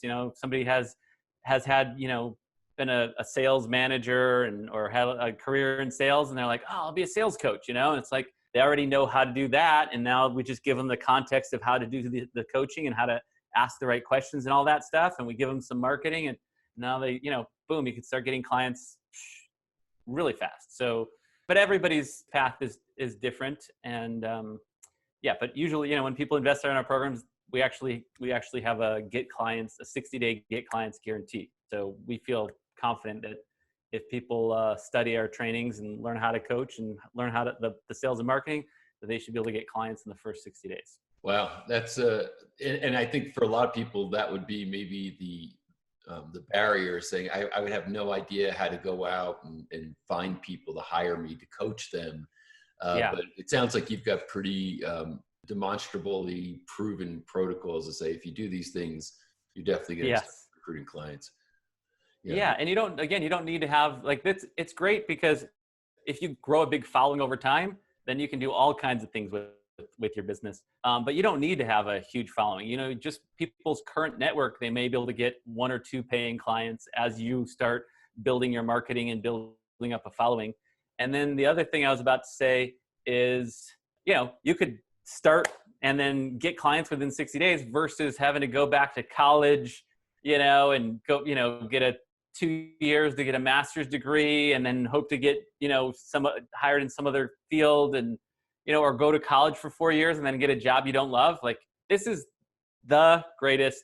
To me, this is like the gold rush. Like, this is an amazing opportunity for anybody to jump in on this. That might sound hypey, but I've been doing this. Like I said, I've been a coach for 20 years and I've been helping other coaches for 15 years. And I have to pinch myself so many times, just like how great life can be when you have total freedom of your own schedule. I have 3 young kids and I get to spend tons of time with them. I'm not working. I work pretty much 20 hours a week. So, and I was able to grow my business and make the Inc. 5000 list of fastest growing companies in America 4 years in a row, and doing that part-time. So, I can't say enough good things about it because it's great. So I appreciate you sharing all this, and just, maybe the quick recap is that, there's, no real cost as far as equipment. I mean, like you said, most people have a phone, have a computer, they have the essentials they need to be able to actually perform the Yeah. service. It doesn't take a long time to train in it. It's not really a No. big upfront investment to do so. And so if this is something, because I think you're making a really good, not a good, but a great case for how this is really a consideration for people who are looking to replace a paycheck. They're looking to find, a way Oh, yeah. into a new area. And it sounds like even if somebody had a job, this is something you can start, part-time, meaning you don't have to be a full-time coach. You can start out with a few clients part-time and then see how that goes before you make a full commitment. If you happen to have another source of income, you don't have to necessarily, cut away your current job to be able Right. to. A lot of people start part-time. Absolutely. And once you get a couple of clients, then it's like, I'm making this amount of money. I'm making this amount of money working this many hours at my job. And then I'm making, this amount of money working this many hours as a coach. And it's like, if I took this 40, 50 hours a week of my full-time job and I could put a little more time over here, like, whoa, I'd love to, can't wait to see what happens. So yeah, it's beautiful. I've seen many, many, many, many people, make the shift from working a full-time job, doing coaching part-time, and then making the switch over and coaching full-time. Yeah, it's a beautiful thing. Well, I have to say, Christian Michelson, thank you. I think you've given an insight for people here that can really say that there are options for me, and this might be one of the best options for me. It certainly seems like you're having fun doing this. It doesn't seem like labor. It seems like purposeful type of work that makes you feel good about what you're doing. So thank you for this. There's a lot of people right now who are really searching, and I think you just made a great case for one of the options they should be considering.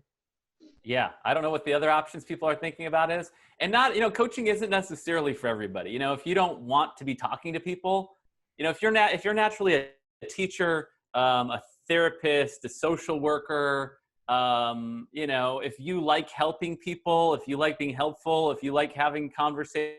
I'm not a big talker. Like my wife wishes I would be more chatty, but I'm a good listener, and, but if you're like, an accountant or an engineer and you like working by yourself and, on a computer or crunching numbers, then maybe this might not be a good fit for you. But if you like the idea of being really helpful and having people just be so grateful, like this is the one of the best things about being a coach is that when people pay you big money and then you coach them and then you help them make big changes in their life, or you help them overcome some big struggle or challenge they're facing, they are effusively grateful. They just thank you and thank you and thank you. And the thank yous never stop. I get thanked from people that I coached 5 years ago, 7 years ago, 10 years ago. Like I just got somebody in Facebook messaged me recently, and she was like, "Oh my God, I'm so thankful for working with you, and my life is so amazing now, and my business is crushing it, and all this stuff, and all because I worked with you, 7 years ago or whenever it was." And I was like, and it was just out of the blue, and I'm like, oh, like that's the thing. I mean, that's what lights me up. I mean, I love the money and I love the freedom and I love all that stuff, but I love making a big difference and being able to hear, and be appreciated in that way. I mean, I remember working in a job, like busting my butt. And then like every once in a while, like, oh, hey, good job on that thing. And it's like, okay, let me get back to work trying to, please somebody or make somebody happy to get like throw some breadcrumbs of comments, of compliments. And, versus, your clients who are just always, so grateful. So, and appreciative. Yeah.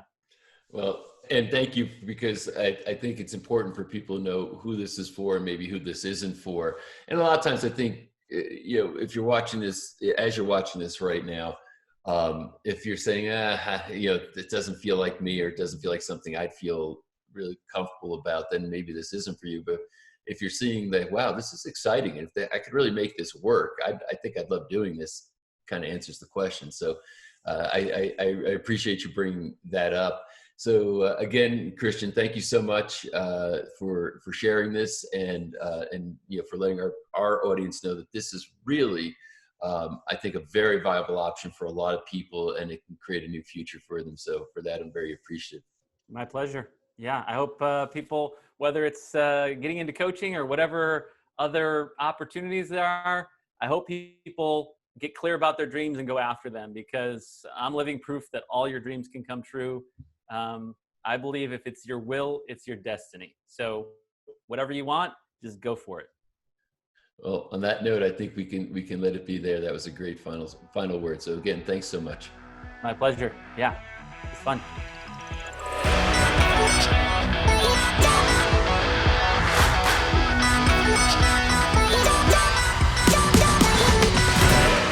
Sometimes hearing from a person who personally has made the transition from working for a paycheck to becoming independently wealthy, to becoming financially free, that story in and of itself has lessons in it. And then, of course, there's the advice that the person has beyond the story that can be very important. Naomi Whittle is one of these people who had to figure out how to go from earning money, doing things like waiting tables, how to take some of that money and to invest it in things that created her own financial independence. Her story, I think, is compelling. The idea she has around this is something that I think can really be helpful and supportive to you as you try to go on this journey yourself. So enjoy this interview with Naomi Whittle. Naomi, thanks so much for taking the time to sit with us and share your experience and knowledge, because I think you have a lot you can contribute to this conversation that might help a lot of people. Patrick, it's my pleasure. I'm really excited that you're putting this information out into the world. And my hope is that the stories I'm going to share with everybody that's watching will give you some tools that will really sort of take it to that next level.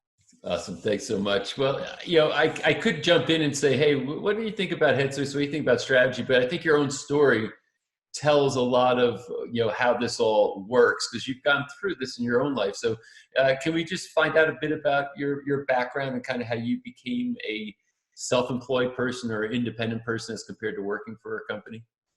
Absolutely. I grew up in Europe, so I was living in, I was born in Switzerland. I lived in the UK. My father's English, my mother's French.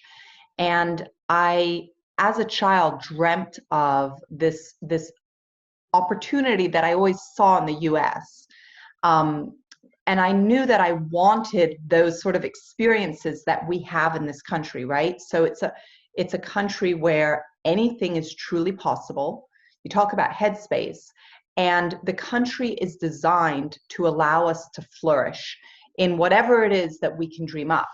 So I moved to the US preteen, and when we first got here, my mother's father, my grandfather, was teaching at Columbia University. He has a PhD in physics. And so I got out of the car in front of the apartment that was across from, it was like on 116th, across Broadway was the university. And I just remember the sense of, wow, this sidewalk is massive.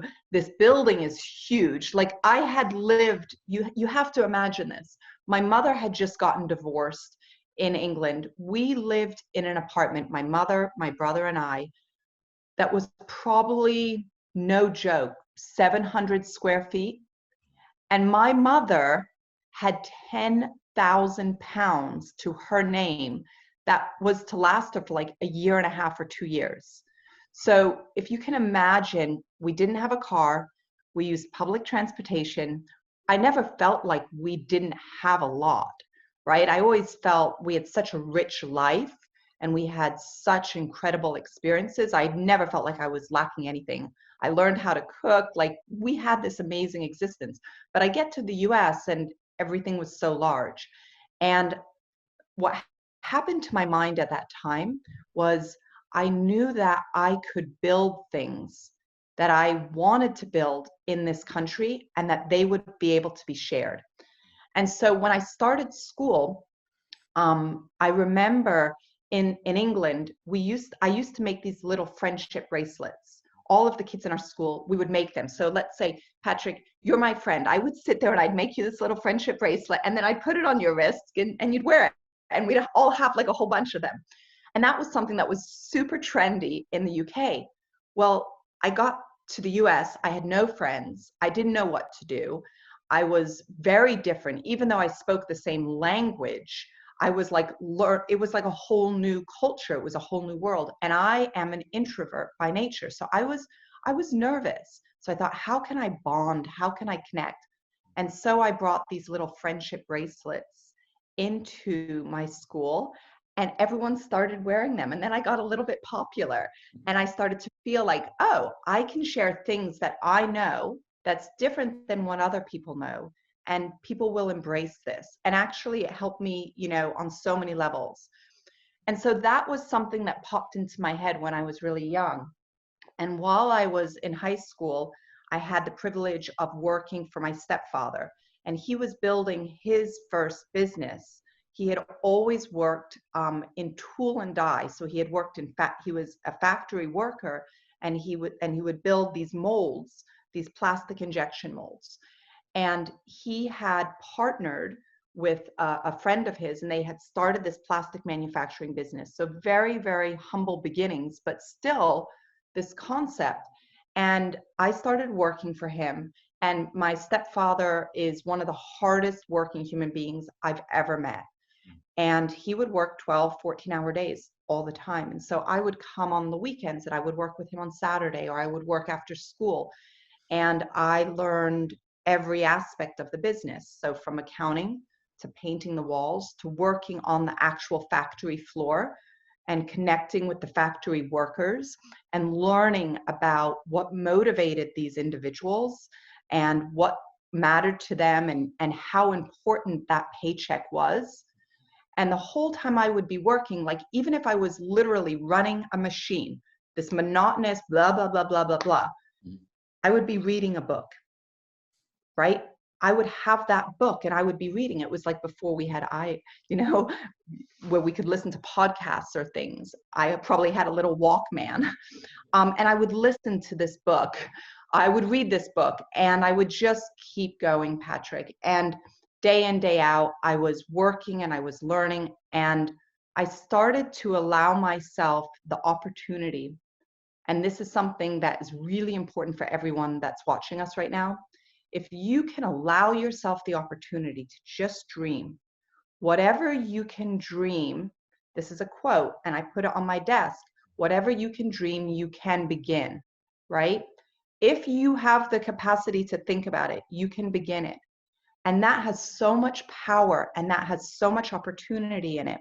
So I started to dream, and I recognized like, oh, I am not an inventor. I'm not going to come up with the next big invention, but I am an innovator. I can make things a little bit better. I could help my stepfather make his business better because he believed in me and because I believed in myself. That sense of confidence started to build, and that love started to build. So I could start to create these dreams. Now you have to be very conscious of who is privy to those dreams, right? You can't just start sharing them with everybody, because the amount of people that will try to knock down a dream, it's more than the people that will support it. And even the people that will support it may not necessarily know how to support it correctly. So you have to nurture this little seed. Thank you for mentioning that, because a lot of times you might be sharing something like that, and it took a lot to even get to a point where you can have a dream. And then Yes. And if you share it to the wrong people, and they'll start to criticize it and tell you why it can't work. And that's kind of the beauty of what we have right now with our environment that we're in. So for me, this is the most fertile time for anyone to take their dream and make them a reality, because we are at home, because we don't have the number of distractions that we normally have. Every single time I built a business, and I'm going to talk about real estate, I'm going to talk about the simple steps that I took, I wanted to share with you that most likely I came from less than anyone that's watching this at the end of the day, right?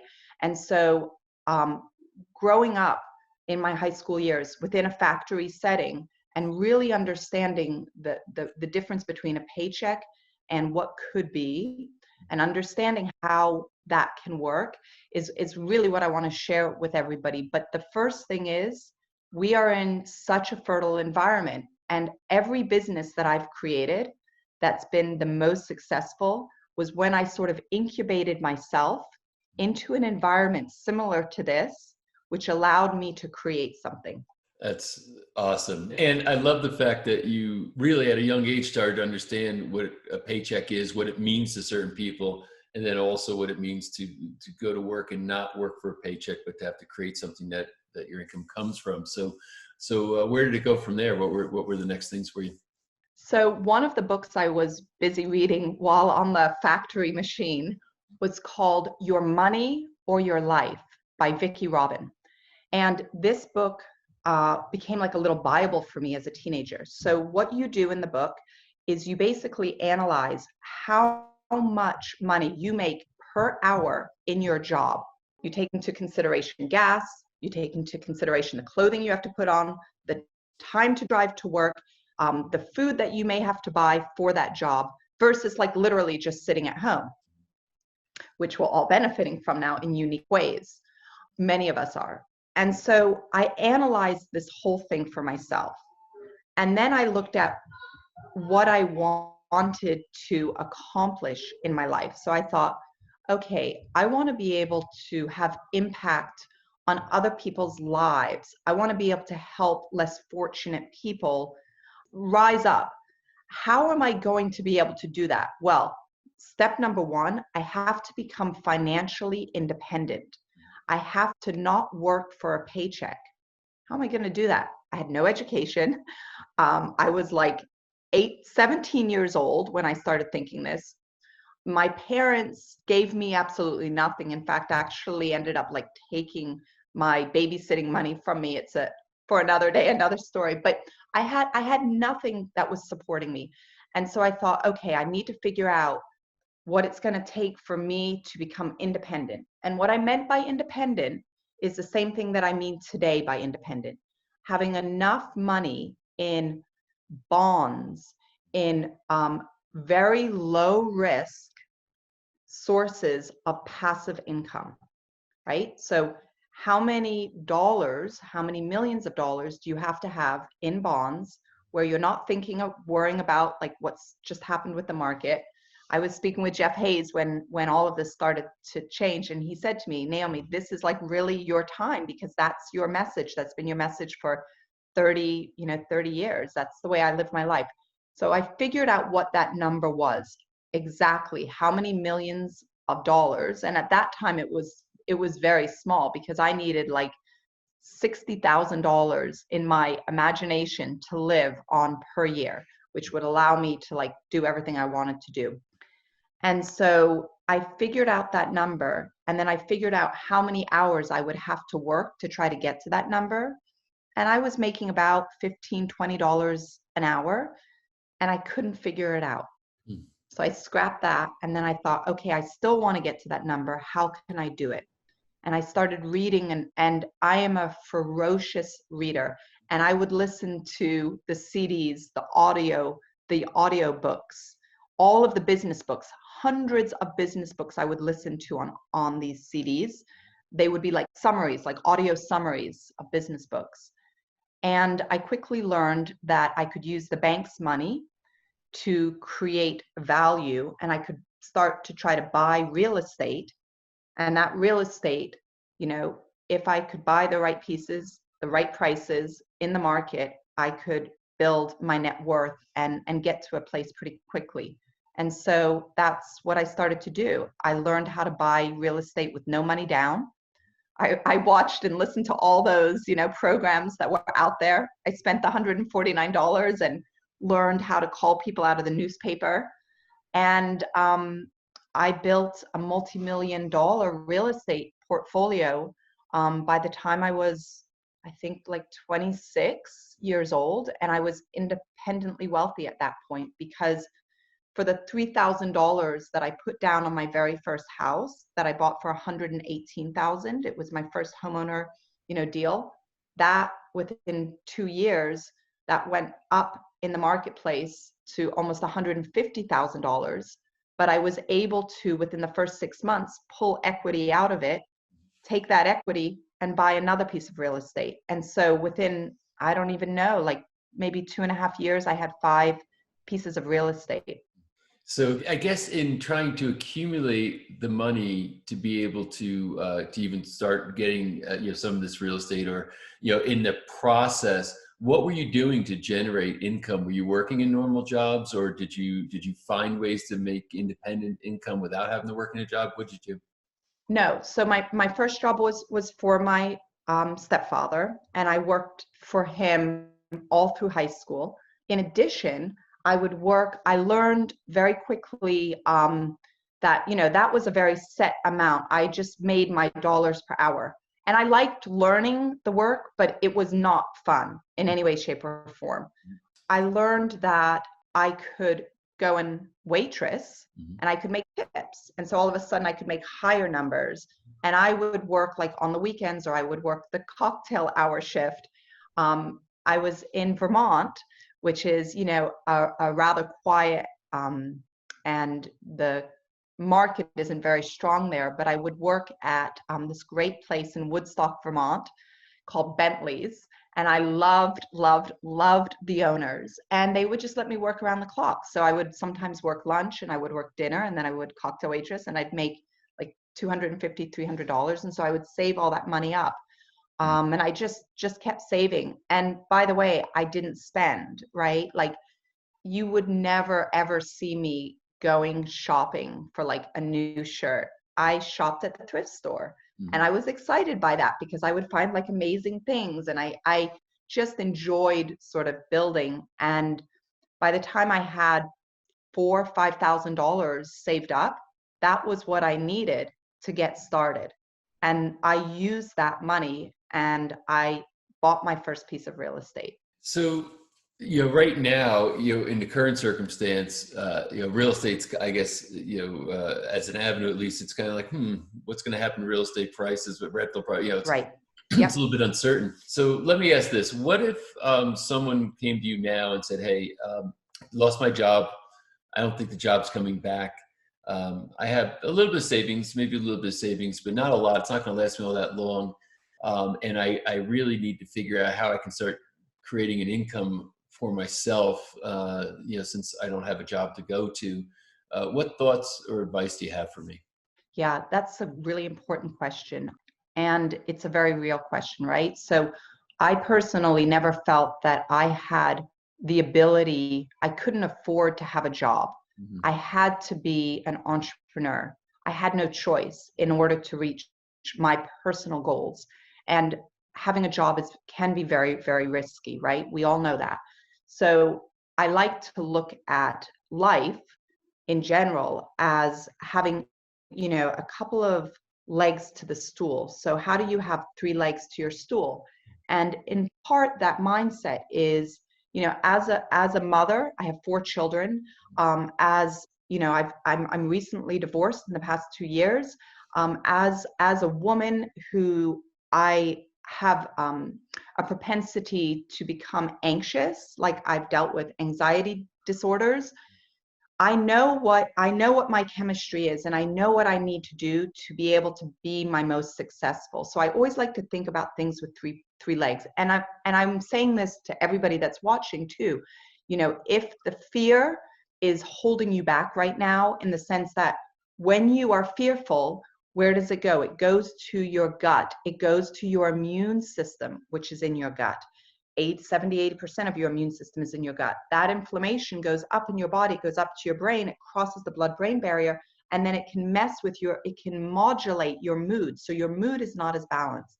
So I constantly am thinking about balancing our mood. With that being said, if you've had a job and you've lost your job, you've got to, number one, be able to give yourself what's the hardest thing to do right now, which is just like a sense of calm. And then number two, here's what I'm really thinking. If you can go back to dreaming a little bit about what you like and what you like to do. For example, a girlfriend of mine literally called me up this morning and said, I've lost my job. I think this is my moment to come out with what I really want to come out with. And I said, well, tell me about it. And she said, well, I want to make these face masks that use special mushrooms to boost the skin tone and to create more of a glow. And I've been dreaming about this for a long time. How do you think I should go about it? And so I said to her, well, how much money do you have? She said, well, I've saved up about $15,000. I'm like, okay, great. You can do this. And we talked about coming up with like 3 or 4 of these little products. She can make them at home. She can order the different clays that she wants to. She can hand pack them. And she can sell them on places like Etsy. She can look to sell them on places like Amazon. It is easy to do these things. These are not hard. There are so many resources. There are so many experts in these areas. She can take her iPhone and shoot some video, right? So right now, there's 3 things that anyone needs to be thinking about if they're going to come out with something that will help to sustain them. And maybe after this period of time, they go back and they get their job, but they never let go of this work, right? This is like, maybe it was a hobby that now all of a sudden generates revenues. So you have to think about context. What is the environment that we're in right now? That's number 1, the context. We are afraid. There is, so much uncertainty. So you take the context. Then you think about what it is that you can offer that the rest of us need. And we need a lot right now. Our needs are completely different today than they were 3 months ago.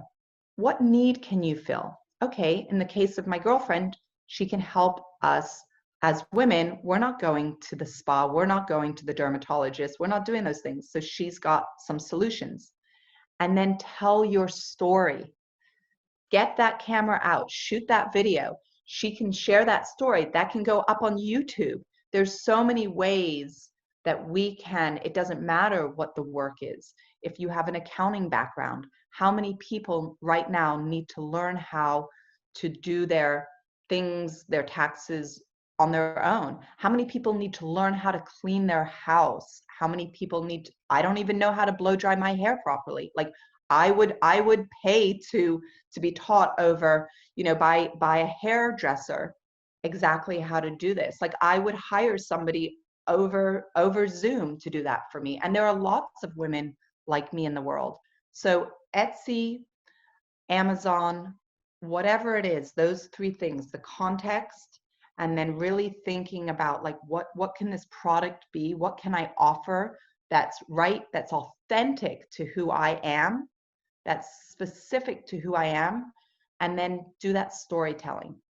That I think is really important, because especially as you talk about, the headspace and the context and trying to understand all this and realizing that today, because of things like Etsy or things like Amazon and other platforms, you can really have a little passion project that can turn into a business. And it costs not a lot of money to really go out there and test it and see if you can start generating some revenue. Because for a lot of people, in the beginning, it's not about like you have to suddenly create huge windfalls of money. But even if you can get a proof of concept going and you can generate just a little bit of money, and you say, okay, so there are some people out there. I figured out how to get something listed, put online, get some transactions going. Everything seems to be wired okay. Maybe now I can start to promote a little bit more. And I'll tell you, the thing that struck me also that made me feel like, oh yes, this can be done more easily than people think, is when you just picked up your phone and said, shoot a video. Because I think about, it's been decades now that, since I started my first business, and we didn't have, and this isn't a complaint, but I'm just saying, it's just the times are different. There wasn't, you couldn't just pick up a phone and shoot a promotional bit. That required some investment and time and money and hiring certain people. Right now, a one-person show works. You just need a little bit of imagination, a little bit of confidence, and an idea. And then you've got probably within your sphere of influence, or assets that you have on hand, your computer, your phone, et cetera, you can get something going. And I like also just to kind of highlight a couple of things that you said that I thought were profound, is that from the context of your friend that called you this morning, say, hey, people aren't getting out to this, to the spas, they're not going to esthetician, they're not doing any of those things, but having something that's new, so innovative, a mushroom mask, there's probably a market for that right now. And people are saving so much money on this other stuff, they'll probably be very interested in buying something like that. So, I couldn't have guessed that myself, but everybody, I think, has got at least one idea. They do. You're so right. And there's no easier time. I mean, as a serial entrepreneur, I would say there is no better time than now to start looking at and playing with the things that you can do that would allow you to be self-employed. Going back to my favorite book, Your Money or Your Life, what I calculated once I put gas in my car, food in my belly, clothing on my back, hair and makeup every day, all of that stuff to go to work, was all of a sudden my $15 an hour job was worth like $3.50 because of the taxes and all of that, right? Yeah. So like, oh, I'm better off not going to work and stopping this right now and trying to come up with a different solution. Imagine she's selling these masks on Etsy and she's selling them for $19.99. Maybe they cost her $3 to make, and she's getting all that joy because she's doing something that she loves. And she makes the masks and she puts them on her face and she shoots a little video and you can watch it on Etsy and you can get in touch with her, and she's creating all these new relationships with these other people, and these other people are getting these benefits from this mask. All she has to do, so if her hourly rate before was 15, and then you break it down, per Your Money or Your Life, and it's really, let's say, $3.50. So $3.50 times 8 hours in the day, she's making like $30 truly a day, if you think about the taxes and all that stuff. And look, most people are making more than that, but I'm just using this as an example. So $30. Well, guess how many masks she has to sell? 2. She has to sell to 2 people that day, and she's just made what she made at her job. And let's say you make $150 a day. And how many masks would you have to sell? 5, 6. And that's just, when you break things down like that and you think, oh, I love doing this. I'm going to connect with other people in this way. I'm going to do my own customer service. The more authentic we all are. I'm looking at your beautiful book. You stand for your brand. That is your heart. That is your soul. That is your message. And it's a very empowering message. Each of us have our own brand. We can each be our brand. And the more authentic we are, the more our products will sell, the more our services will sell, whatever it is we want to do. And we happen to live in the best country in the whole world for this. Yeah. I know that. I've lived all over the world. I've traveled for 25 years, finding nutritional ingredients, working with scientists, working with indigenous people. Literally, on average, I travel about 250,000 miles a year. So I know what I'm talking about. We live in an unbelievable country for this kind of flourishing. And what will come out of this pandemic is a flourishing of entrepreneurship like we've never seen. I think you're 100% right. And again, it might be painful and a struggle, from getting to point A to point B. But I believe people will look back in hindsight and see, the blessing in it. And it's somewhat difficult even to say those words right now, because I know how people are struggling. I know now with certainty. But the whole purpose of us doing this series is to get people kind of to interrupt a pattern of fear or despair, and say, hey, if you can just wake up a little bit, there's a lot of opportunity here, and this can turn out to be a really, really good thing, in the not too distant future. Is there anything else, that you'd like to share, or any final thoughts around, this subject that you think would be useful to the people who are watching you right now?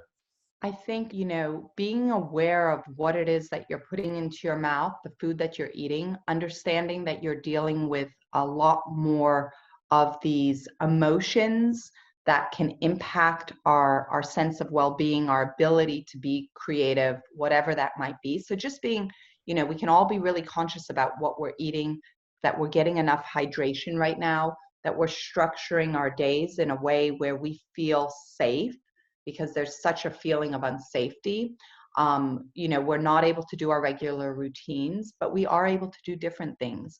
And we know that the hustle makes us happy. And so if we focus on happiness, I sincerely see that path forward. And listen, right now, if you can take the opportunity to create this work where you can generate money, and it can be later you can go and get a job if you want, but you can put all of your energy into this.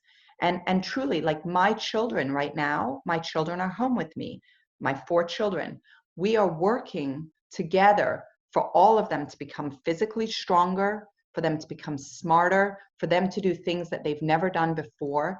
And they're helping me with my own business right now. So it's like, to have a team of people, if it's your husband, your wife, if you're lucky enough you have your children around you, like work together.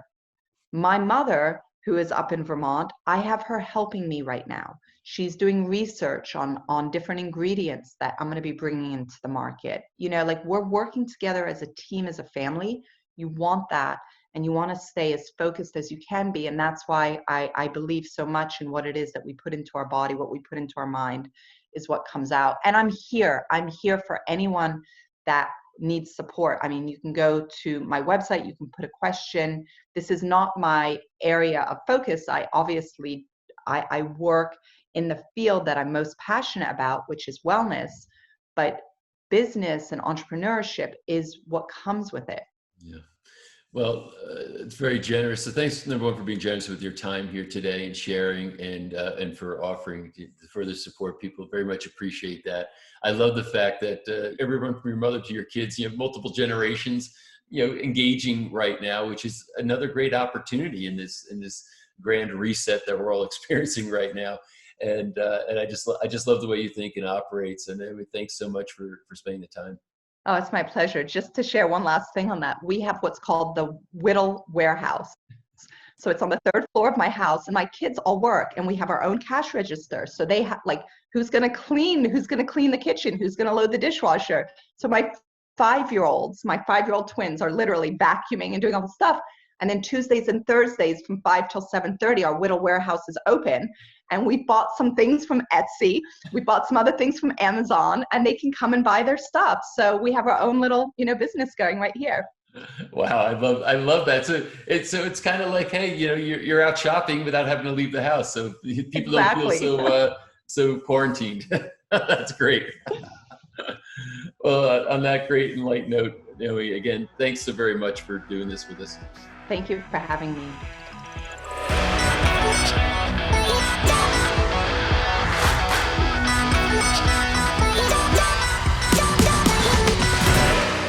That concludes episode 4 of our 9-part docuseries, Paycheck Solution. I hope you got a ton of great information out of that. Even just one good idea can change your life, and we've got dozens of great ideas in every single episode. Just find the one that's right for you. Again, you can own all this content if you want. You can get it on demand. We also have some bonuses, etc. So if that's of interest to you, please go ahead and check that out. Anyway, thanks for being here. I look forward to seeing you in episode 5. There are franchises out there that are absolutely thriving in this pandemic world. And I know this from talking to their franchisees, talking to the franchisors, and just the industry in general. And so a lot of the ones that are thriving currently are in the service-based space.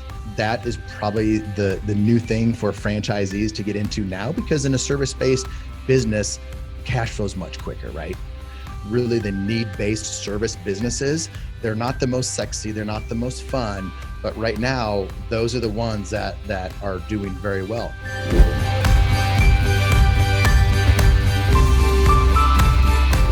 Analytics and engineering, so anyone who loves numbers, anyone who's on the creative side, who loves to make videos or write blog posts, articles, things like that. And the third would be essentially dealing with people, right? People-based skills from a service-based industry or an organization level type of role. Maybe you like to take care of people, so maybe you'd be a great fit for customer service, and you can do virtual customer service for all kinds of companies right now. If you come from a service-based industry where you just love dealing with people and helping people solve their problems and taking care of them, a customer service role right now virtually, might be a perfect fit for you, and it might be that bridge business at the moment.